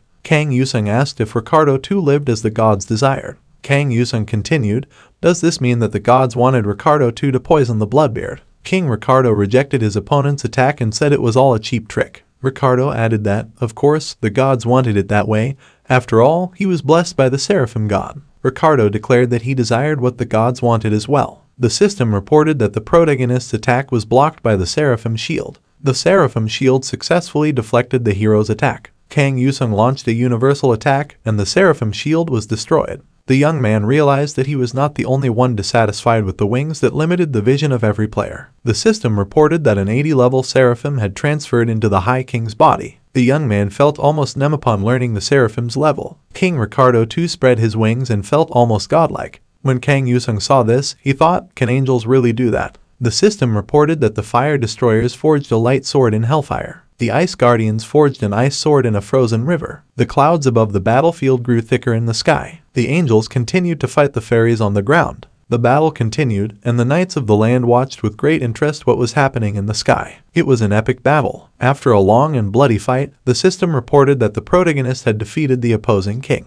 The young man said he didn't need wings to fight on the ground, and the land was his favorite element on the battlefield. Those observing from the ground said that an angel was falling, and many felt saddened. The system reported that the course of history had changed. The knights realized that the battle overall was lost. The young man stood victoriously over his defeated opponent's body. The system reported that history would remember the legendary cloak of that player. The system reported that the main character had received a special achievement, broken equipment, and had earned 100,000 achievement points. The exhausted Kang Yusung thought that it was finally over. As he exited the tower, young Kang Yusung was once again chased by journalists. Latest news, Kang Yusung successfully stormed the first tower of the 7th level this season. The person looked closer. He had entered the tower near his home. "Where is your home now?" asked a journalist. In the picture of the young man's cloak, there was no cross. The cloak had been replaced inside the tower. Questions arose, and the journalists asked why Kang Yusung had stormed this tower. With more intensity than before this season,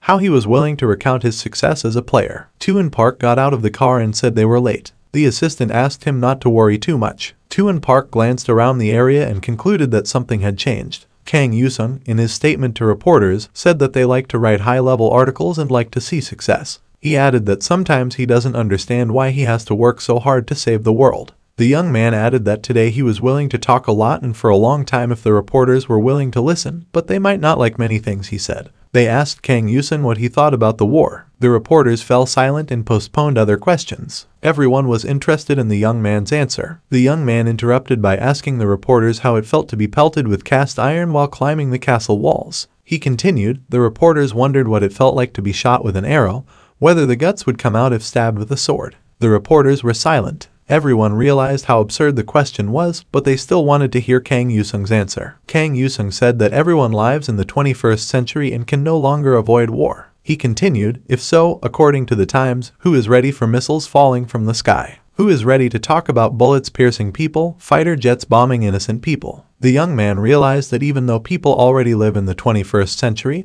they still experience the brutality of war. Kang Yusung said he had a very negative attitude towards war. No one should like it. Some reporters argued that whether the war ends in victory or defeat, people will still die. Kang Yusung recalled the elf queen who said she was glad they had been avenged, but also very afraid. Kang Yusung asked the queen what she was afraid of, because after all, her people had won. The girl said she was afraid of the end of this war, of blood and death. The elf queen said she was afraid of the terrible sight of many people dying on the battlefield. The queen asked if this was really what her god wanted. Kang Yusung said he fully agreed with the girl who asked that. The young man added that no sane person enjoys war. The young man asked the reporters what they thought about heroes. The girl was surprised and said that everyone liked heroes. Kang Yusung asked how they thought heroes became heroes because heroes are not born. Getting silence from the reporters, the young man added that by killing enemies and fighting well, people become heroes. Without war, there would be no heroes. Therefore, the young man once again repeated his question, what do the reporters think about war? The reporters were shocked by the statement. Kang Yusung continued, saying that, to be honest, everyone likes war. Someone from the crowd said that it was a provocative statement. The current situation is just a remnant of the past that doesn't fit modern laws. Kang Yusung asked what the past remnants had to do with this, as everything was happening here and now. Even now, neighbors send assassins after him at the beginning of every season. That is also war. Espionage is also considered war. Mr. Park among the crowd seemed very disturbed by his student's statement. A journalist asked if other countries were trying to eliminate Kang Yusung. Kang Yusung smiled and said that no one knows, or maybe it is classified information, so he would stay silent to not reveal more military secrets. Kang Yusung added that if he spoke specifically and mentioned countries and names, he would be harshly censored. Kang Yusung continued by saying that every time he talks about war, the topic of censorship comes up. Did people around him not realize what kind of country they live in? Even if the world were to collapse tomorrow, people would still kill each other today. Countries want to send their best players to the battlefield, using them as weapons in war. The young man added that he was told to draw his sword, but not in front of the world's enemies, rather in front of the country's enemies. Concluding his speech, Kang Yusung said that even without his intervention, this season would still be extraordinary. Finally, the young man asked if they knew why he was here, why he had to go through all this. Has anyone ever wondered why a Kang Yusung should save the world? Kang Yusung said, is this world worth saving? Maria Jejer watched her friend's actions through the internet. Many sponsors of this game watched Kang Yusung's actions through the internet. The journalists, while responding to this question, began to discuss among themselves. This was the beginning of the discussion. Someone in the crowd said that this world is at least worth saving, even if they could not let innocent people suffer, and it would be irresponsible of Kang Yusung to stop being a player. The young man heard a ghost with a clown mask say that he would die a hero or live long enough to become a villain. Kang Yusung smiled and said that he wanted to tell everyone not to take his words seriously. Mr. Park approached the young man, grabbed him by the arm, and pulled him down from the podium. The man told the hero to get down quickly. Mr. Park led his student out of the crowd, shouting for everyone to move aside. For those who didn't understand, he showed his special representative identification card. As they left the journalists behind, Kang Yusung looked back and said that it would be better for those watching him to pay attention to the part about a player's responsibility or the responsibility they have. Kang Yusung still couldn't calm down, even from Mr. Park's car.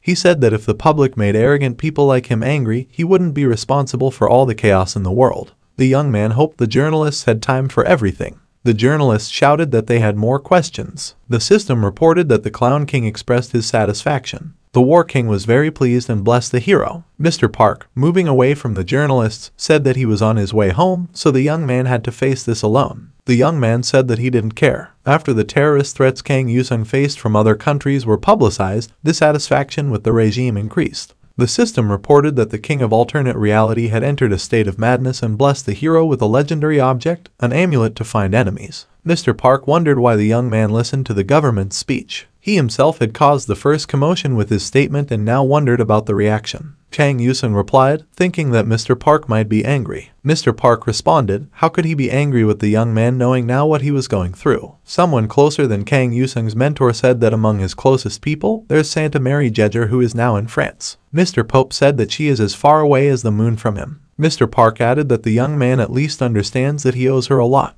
Kang Yusung asked Mr. Park which class she is in now. Mr. Park replied that she is a pure-blooded assassin. The young man asked, does that mean she has awakened? Does she have some kind of special attire? Mr. Park said that she has the Rompicorazon's costume, a legendary weapon of an assassin. Kang Yusung commented that it is a true assassin's weapon. The man said he heard the young man had also acquired legendary equipment. The young man confirmed and said he got the chance. Mr. Park advised his interlocutor to rest more often. Working hard never helped anyone. He suggested going somewhere to rest. Mr. Park said he has a beautiful tower on the 7th level. It is the Padrino Tower. The goal of the attack is to revive the Capone family. The players will encounter a secret organization and internal conflict. Mr. Park advised the young man to prepare himself. The man said they would face betrayal, secret hostility, and the undefeated evil of the organization. Kang Yusung, smiling, said that in this case, They should better change the genre to noir. The system reported that the entrance to the Padrino Tower is ready. A girl with an umbrella stopped in front of her house in the rain. She had to resolve some issues before the meeting. A stranger from the house gave her a message and said that was all for now, everything was done. The girl looked at her pocket watch and noticed it had stopped.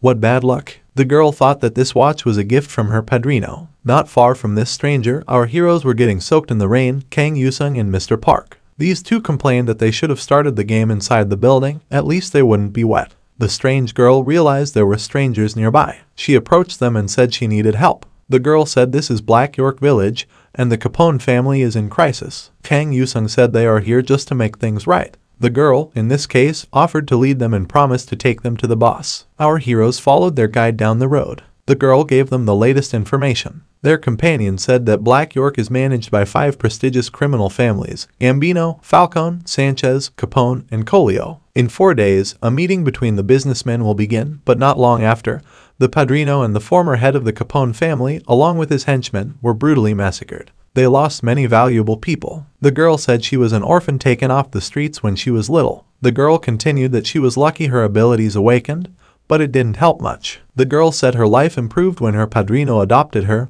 He became her savior. On the day of the attack, she could only save one person, the padrino's son, who is now the current head of the family. The interim head said that he is now the head of the Capone company. Zhang added that he is also the head of the Capone family. Seeing the new boss, Mr. Park couldn't help himself and called him Boss Milkman. The young man's female friend couldn't help but shout that they had no right to call their boss like that. He is nothing like that. They have no right to say that in front of the Capone boss. He is the rightful heir. The girl asked the boss not to be angry with them. Don't be too smart. After all, the boss's presence alone commands respect. The young boss stated that this is how it is. They don't have much time, so they need to get straight to the point quickly. The young boss asked Rebecca to ensure everything was explained to strangers, as there was no time to waste. Rebecca briefly stated that their goal was to restore the Capone family to its former glory by eliminating the competition. She continued, saying that at the next meeting in 4 days between the leaders of the 5 families, they needed to generate the greatest interest. Rebecca continued that it was up to them to find the perpetrators of Padrino's murder and his closest associate, the Kingpin.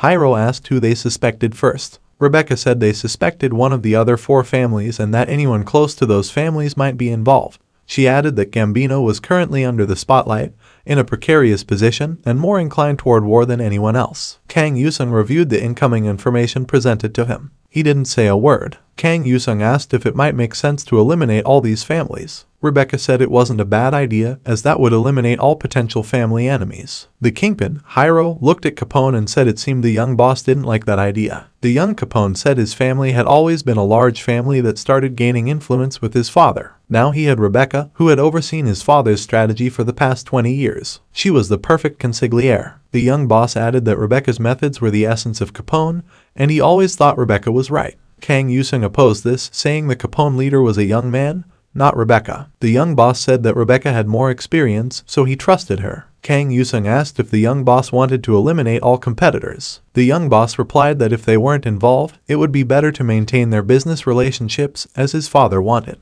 The young boss turned to Rebecca and asked if they could just leave it at that. She said they could, but warned that her boss was too soft. As they left the Capone office, Mr. Park said that there was a power struggle between the 5 main families. The man suggested eliminating the Colio family first since they were the closest. The Kingpin, Hiro, agreed and said that his partner now spoke like a criminal. Is that right, Mr. Park? The man said that to find a criminal, one must think like a criminal. After all, life is a game, and who is wrong if they get caught up in it? The young boss commented that everyone chooses their own role. Our heroes prepared to eliminate the Colio family. Armed thugs were shocked at who dared to enter Colio territory.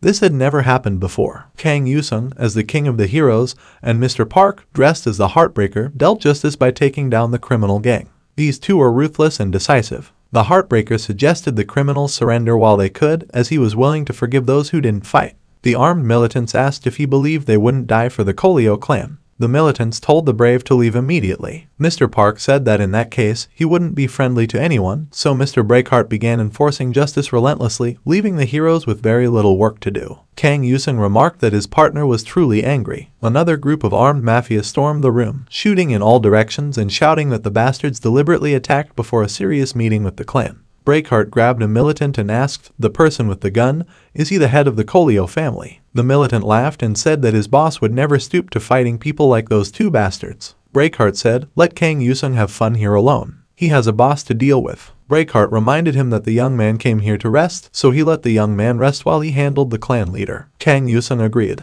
They would relax until exhausted. The hero was left alone, surrounded by armed thugs. He held a sword in his hand, while the thugs were armed with firearms. From above, someone silently observed the scene. Many crows gathered around the building where the fight took place. The leader of the crows also peeked in through the window. Looking out the window, Breakheart could be seen doing his bloody work. He had slaughtered the leaders of the Kolio clan. Mr. Park looked out the window and saw the shadow of a bird and the black feathers of a crow. He thought that a large bird had flown past him. The crows continued to circle above the building, their eyes shining strangely. Kang Yusung looked up from below the building and saw the black feathers of a bird, feeling a bad premonition. The corpses of Kolio clan fighters lay around the building. A large crow attacked Black York City. It was a mythical creature. The head of the Kolio family emerged. The current target was the Gambino family. Mafia clan assassins were on a rampage and ready to turn everything upside down. Kang Yusung turned his attention to the Gambino family office. "What is Breakheart doing?" The entire building shook. The young man thought that it had been a long time since he had seen Mr. Park on the battlefield. Kang Yusung also didn't want to show his cruel side. He and Mr. Park were similar in that regard. That's why he solved all his cases without witnesses. The young man wished his partner luck and told him to remember to finish everything there so they could rest together. The cat told Puck to move quickly at the fast food joint. The heroes decided to grab a snack. Mr. Park said that the young man ate cheeseburgers for breakfast, lunch, and dinner, almost all the time. "Aren't you bored?" Kang Yusung said that the local burgers were the best. As long as he was here, he wanted to enjoy them fully and wouldn't refuse anything. Mr. Park said that there were other delicious places in the city. The young man said that he rarely rested and didn't want the stress of choosing a place to eat right now. Kang Yusung asked his conversation partner how things were with the Gambino clan. Breakheart replied that his boss said he didn't know what was happening. Kang Yusung said that Mr. Park asked him to trust him but gave a very vague answer. Park said he wouldn't attend the Gambino meeting. Mr. Gambino couldn't communicate with anyone. All calls went unanswered. Neither Sanchez nor Falcone were contacted. Mr. Gambino didn't understand why no one was answering. Kang Yusung told his conversation partner that it was impossible for Capone to be destroyed by Gambino's hand. The boss's mouth bled. He wondered if all this was because of those monsters. The mafia boss was held by his chest by a heart surgeon and was told that in 2 hours, the blood flow to his heart would stop, followed by the heart itself. Breakheart added that he could avoid it under certain conditions. Breakheart said that the Gambino family should skip this meeting if they wanted to cooperate in finding out who was responsible for Capone's death. Mr. Gambino agreed, and Breakheart said that he was dealing with a very intelligent man as long as he didn't make mistakes. The Heartbreaker left the Gambino clan office, leaving a pile of corpses behind. Gambino was furious. He lost in this attack but had no way out now, at least he was still alive. Kang Yusung declared that they had nothing left. Mr. Park told him to stop chewing ice because it was terrible for his teeth. The Heartbreaker added that they would get more information at a meeting that wouldn't be long. The man added that besides that, it was just a guess, but it seemed like there was someone else besides these families. The clan bosses gathered with their families under strict supervision. The head of the Capone clan was transported in an armored car. At the table were 3 people, each with their consigliere behind them. Marcel Colio, head of the Colio family, said it was already quite late. The head of the Gambino family said that 2 people were still missing. Young Capone said that Falcone and Sanchez had disappeared. Perhaps they were the ones who destroyed his father. Rebecca told her boss not to jump to conclusions, to stay silent, and just observe. One of the militants burst into the room and said he had an urgent message for his boss. The hero and the Heartbreaker watched from a distance as the shooter delivered the news to the mafia leaders. The Godfathers were shocked. Falcone and Sanchez had been destroyed. This was a blow to the city's underworld. Kang Yusung said they had another enemy and still didn't know who it was. He said now he could see why the families seemed weakened. Kang Yusung replied that he felt he was the one growing stronger. The Godfathers noticed something above the ceiling, and everyone looked up. From above, something large descended directly onto the stage. It looked like a big black bird. Everyone watched the creature with interest and unease. The militants' weapons were ready. The creature turned to look at the people, and everyone saw that the man was wearing a crow mask and a black cloak. The man said how easy it was that all those who polluted this city gathered in one place. The Crowman continued that the criminals were involved with corrupt politicians, manipulating unions, stealing from the poor. Raven continued that all here were liars and smugglers. They were vile criminals who only caused chaos. The Crowman raised his hand and said that all this was because of them. they did nothing good. The man introduced himself as Cuovo Nocturno. Many birds appeared in the room, crows flying in circles above the criminals and screaming frantically. The young head of the Capone clan asked if it was true that Cuovo Nocturno had destroyed the other two heads. Cuovo Negro said it was true, those people were criminals for whom even death was too low a price. Cuovo Negro added that he also destroyed Capone Jr., and Capone Jr. would soon meet him. Cuovo Negro said that everyone here was a criminal and, spreading his wings, launched an attack. Rebecca managed to protect her boss with special armor and told him to be careful. Capone Jr. told Rebecca that the crow had slaughtered his father. Rebecca replied that she knew everything and recalled the incident when she was under an umbrella in the rain. All was done for justice, there was a price to be paid even with blood. The warriors shouted that the crow was a bastard, and they were ready to destroy him, and they almost did so now. Night Raven decided justice. Kang Yusung said that in this case, the child was not responsible for the father's deeds. Kang Yusung held the black feathered bird in his hand and asked if it was Night Raven, the main criminal. Kang Yusung decided to fight against the Black Raven, but his opponent turned out to be quite cunning. The young man decided to change tactics. Our hero approached his opponent and placed his finger on the crow's head. This was not a good sign for the crow. The system informed that the black mark was in place. The Black Raven was trapped. Kang Yusung's opponent realized that he had no way out, so he started running around the room angrily and desperately. There is an option, a talisman to find the enemy. A narrator provides detailed information about the performance of the detected target and allows for the detection of weaknesses. When the narrator shouted, "Night Crow," the young man thought the bird was crowing. The bird had gained new colors on its feathers, and from its sharp feathers, dark energy emanated. One must be cautious with its feathers, as many contain explosives. We must be careful. Kang Yusung quietly moved away and waited for the black sign to activate. The circling Night Crow took care of the militants. Kang Yusung asked the Night Crow if it was a suicide bomber. In the room where this battle was taking place, small explosions started happening everywhere. All of this confused the enemies. Heartbreaker continued working with his daggers, finishing off the Mafia clan members. Tuin Park shouted that there were many opponents gathered this time, needing support.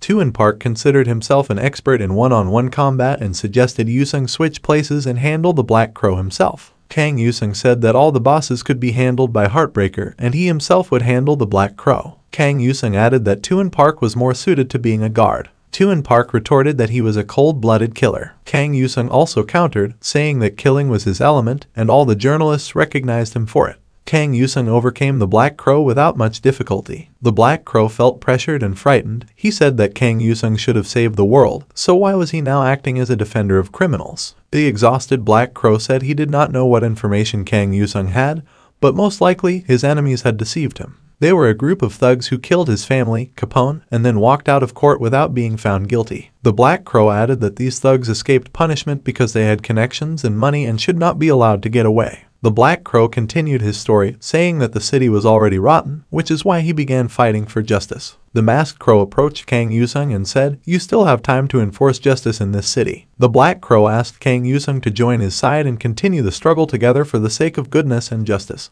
Kang Yusung said he was tired of this useless talk and added that it was time to remove the mask. Kang Yusung approached the crow and said the mask did not suit him, then took it off. Kang Yusung saw a child in front of him, the young leader of the Capone clan. The little crow, thought the king. The young Capone said his justice would prevail no matter what and pressed a secret red button. Kang Yusung asked what Capone had just done. The young Capone said that Rebecca had informed him about the meeting 3 days ago. During that time, they managed to plant a large number of explosives. Explosions started happening throughout the building. The young Capone said that justice had been served. Time was running out. Darkish grabbed his master, and Tuin Puck left the exploding building. The top of the building housing the Mafia clan representatives exploded. The next day arrived, and Rebecca thanked the heroes for their loyalty. It was time to part ways. The girl said that thanks to these heroes, most of the businessmen at the meeting could not get what they wanted. Regardless, Capone was in luck at this moment. Kang Yusung added that the head of the dairy workers survived as Rebecca wanted. The victory was still theirs. Rebecca said that the men's work was done. Kang Yusung said he suspected that Rebecca had planned it all. The young man placed his ice sword around consigliere Mr. Capone.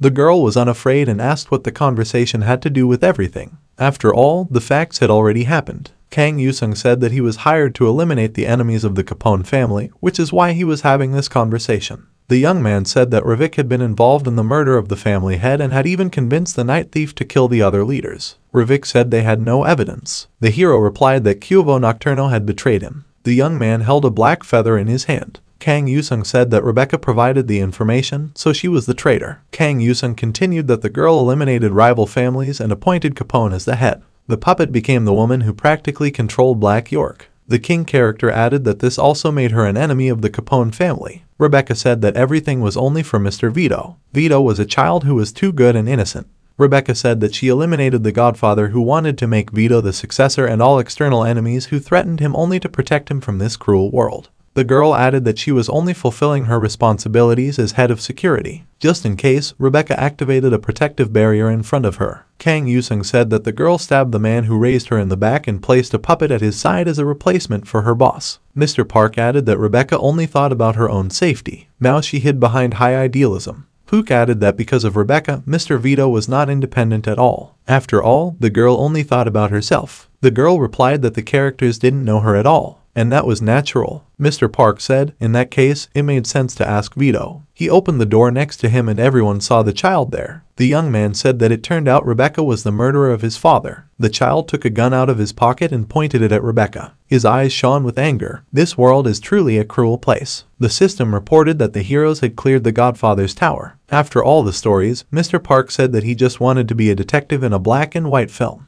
The young man said that he was not a detective in the tower and not from the noir genre. It was more like a fight between superheroes and supervillains. Even so, he was glad this time he wasn't greeted by a crowd of journalists when he exited the tower. Mr. Park said that he liked it and suggested that the young man leave it at that. When Mr. Park's assistant appeared in the corner and said there was a problem, the girl said there was a problem with the 5th level tower in the city center. The girl added that it was a tower that was about to collapse. The men were very surprised to receive this information. The 5th level tower was manipulated by players because the association failed in the first attack and retreated. The young man in his defense said that they were given 3 penalty points for failing the attack. Dissatisfied people shouted that this would lower the level of all players. The young man apologized and said that they were willing to fix it. His conversation partner asked how. The young man said that he would launch an attack with a high level of difficulty. The interviewer thought he was crazy. The young man was undeterred and said that they had gone through a lot to get it. His conversation partner asked if he really wanted to go back to the basics and become a slave of the association. The young man stated that they had to regain the penalty points by any means, and a high difficulty attack was their only chance. After that, they decided to launch a high difficulty attack and were utterly devastated.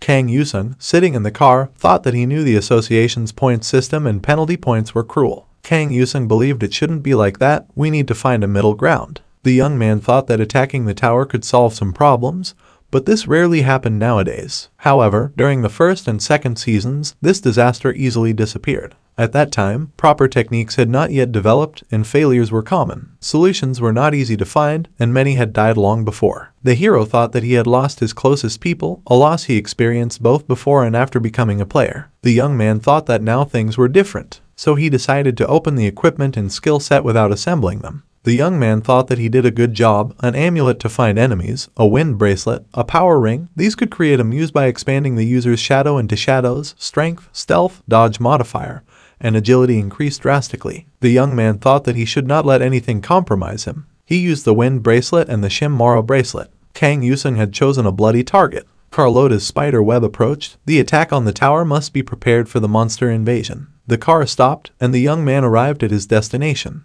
The young man got out of the car, and everyone around him said that Kang Yusung had appeared. The people around said that thankfully Kang Yusung had appeared, now they were safe, at least they wouldn't die. There was a flash in the sky, the time X was approaching, and the countdown to the tower's destruction had begun. The heroes saw it and shouted that it would start soon and everyone must be ready. Kang Yusung decided to take action. He took the initiative and said everyone who met one of the following 3 criteria should hand over their feet and run from here. The first to be caught by the shadow of his ability, the second to not follow him, and the third to be anyone other than him. Everyone scattered, merciless monsters and bloodthirsty villains began descending on the planet. Kang Yusung said that this place was full of monsters of all kinds, there were orcs and reptilians. The young man added that there were monsters here he had never heard of before, said Kang Yusung. But judging by the name of the tower, the enemies the players should fight were people from the kingdom within the tower itself. This meant that the monsters coming out of the tower had nothing to do with the tower being attacked by Kang Yusung. Kang Yusung wondered where all this evil came from. Everyone watched how Kang Yusung managed to storm the tower with high difficulty alone.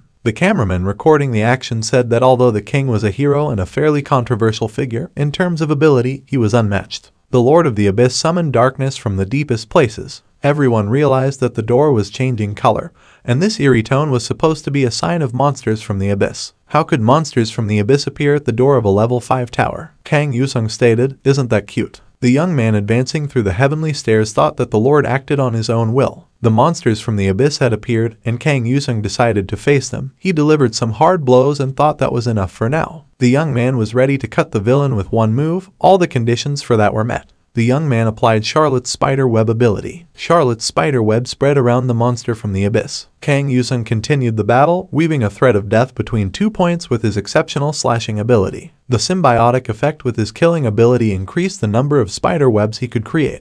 The system informed him that the protagonist had defeated a monster from the abyss. As usual, Kang Yusung emerged victorious. The Lord of the Abyss blessed the hero with a stone from the abyss, expressing satisfaction that the rift in the tower had been sealed. Kang Yusung carefully examined the stone, recognizing it as a rare and unique treasure. The young man exited the tower as a winner, as usual, with reporters waiting outside. News of the tower raid spread rapidly. Kang Yusung, the true hero, found himself surrounded by reporters who ignored the other heroes. The young man looked around as if nothing had happened, his shadow close behind. An interview with Kang Yusung circulated in all the news, reporting that the player association was completely useless. He doubted if there was a single functional association in the country. It seemed that players who died failed in their attempts to raid the tower, fearing penalty points from the association. So, they tried again at a higher difficulty, ultimately meeting the same fate. They had reached a point where they couldn't even save themselves. Therefore, the tower was out of control after Kang Yusung's statement, raising many questions. A federal representative from the association acknowledged that their rules were hardly enforceable. This had been rumored for a long time, whether they reduced the effectiveness of raids on the tower or charged players heavily for their victories, making even wins a loss for players. Kang Yusung wondered if they would really gain anything this time. Mr. Park stated that they had already provided a lot to talk about and that the association deserved it. Mr. Park added that they should not miss the opportunity to clean the association of unnecessary elements. Kang Yusung questioned why Mr. Park was making such a decision, wondering if he was planning to run for president. Mr. Park said he wanted to form a guild. The young man opposed it, saying the law didn't allow it. Was Mr. Park planning to change the law? Mr. Park replied that he wanted to seize the opportunity to make changes and straighten out the mess among the association leaders. There wasn't a single player among them. These people had never been in the tower, yet they set the rules of the game, promoting only those with support and ignoring others. Mr. Park said he wanted to channel this idea into public opinion to repeal the guild law. The young man wished Mr. Park luck. Juwon added that he wouldn't handle the bureaucracy, trusting Mr. Park instead. For a while, his friends continued to clarify things and tried to understand each other. It was a conversation after conversation. The petition to allow the formation of a national player guild received 177,000 signatures overnight, but the main association director couldn't permit it. A TV host reported that public opinion favored Kang Yusung and the association veterans to organize the Brotherhood. The head of the association wondered how they dared to divert the players' attention. The man was furious, blaming Mr. Park and Kang Yusung for everything. The association president said that many people didn't know how dangerous players could be to civilians, especially the black-clad ones. It was always necessary to regulate player autonomy for the safety of the citizens. In some countries, governments loosened control, and the guilds joined the underworld. Some countries had even become kingdoms of black-clad players. Even major powers that allowed private player guilds still controlled their best players through conscription. The association president believed players were a ticking time bomb. If control became impossible, choosing the lesser of two evils was necessary. The president of the association believes that people who want to change the rules of the game do not understand how the world works. The system reported to the president of the association that geniuses are usually not recognized by society. The man noted this. The system reported that the evil king was interested in the president of the association. The system asked if the man wanted to participate in the tower exam. Many people in the city noticed an advertisement that had been running since last year. The hero in the advertisement was Kang Yusung. Many people wondered why he hadn't retired from the advertisement yet. Kang Yusung saw this advertisement and thought about the guild. This question kept popping up in his mind. Occasionally, the young man recalled his discussion with Mr. Park, who argued that Kang Yusung should form a guild. Yang responded to his friend that he hated working with fools more than anything and he despised idiots. Mr. Park said that the young man didn't need to worry about that, he would only show his face as the face of the advertising campaign.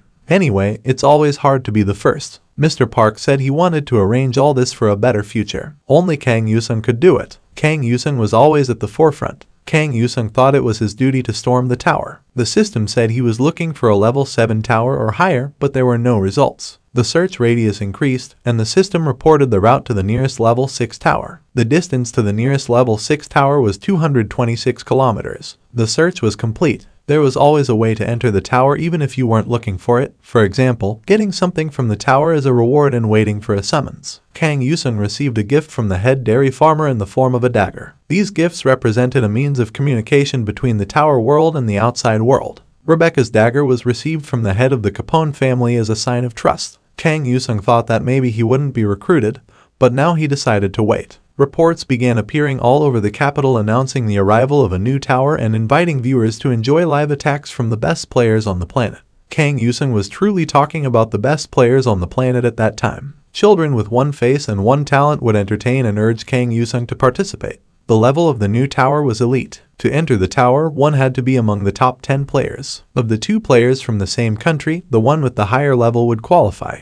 Maria Jejer certainly qualified for this raid. No one would die inside the tower. There was an opportunity to make useful connections. All incidents in the tower would be broadcast live. Mr. Park was certainly interested in this information. Participating in this raid promised a big bonus. 100 million people would randomly die. Kang Yusung was certainly interested in this proposal. He couldn't believe it. Spectators and journalists were waiting for everyone to gather. Undoubtedly, everyone was waiting for Kang Yusung. Every step of the young man had to be broadcast live. Kang Yusung said that today he was a volunteer. Santa Maria Jejer, one of the participants in this raid, called Kang Yusung an old acquaintance, extended a hand to Kang Yong, and said she was happy to see him again. The young man responded and said he was also very happy. All the famous heroes on the planet decided to participate in this raid. This fight promised to be epic. That's it for the language of this manhwa. If a new chapter comes out, we will discuss it immediately. Thank you and see you next time.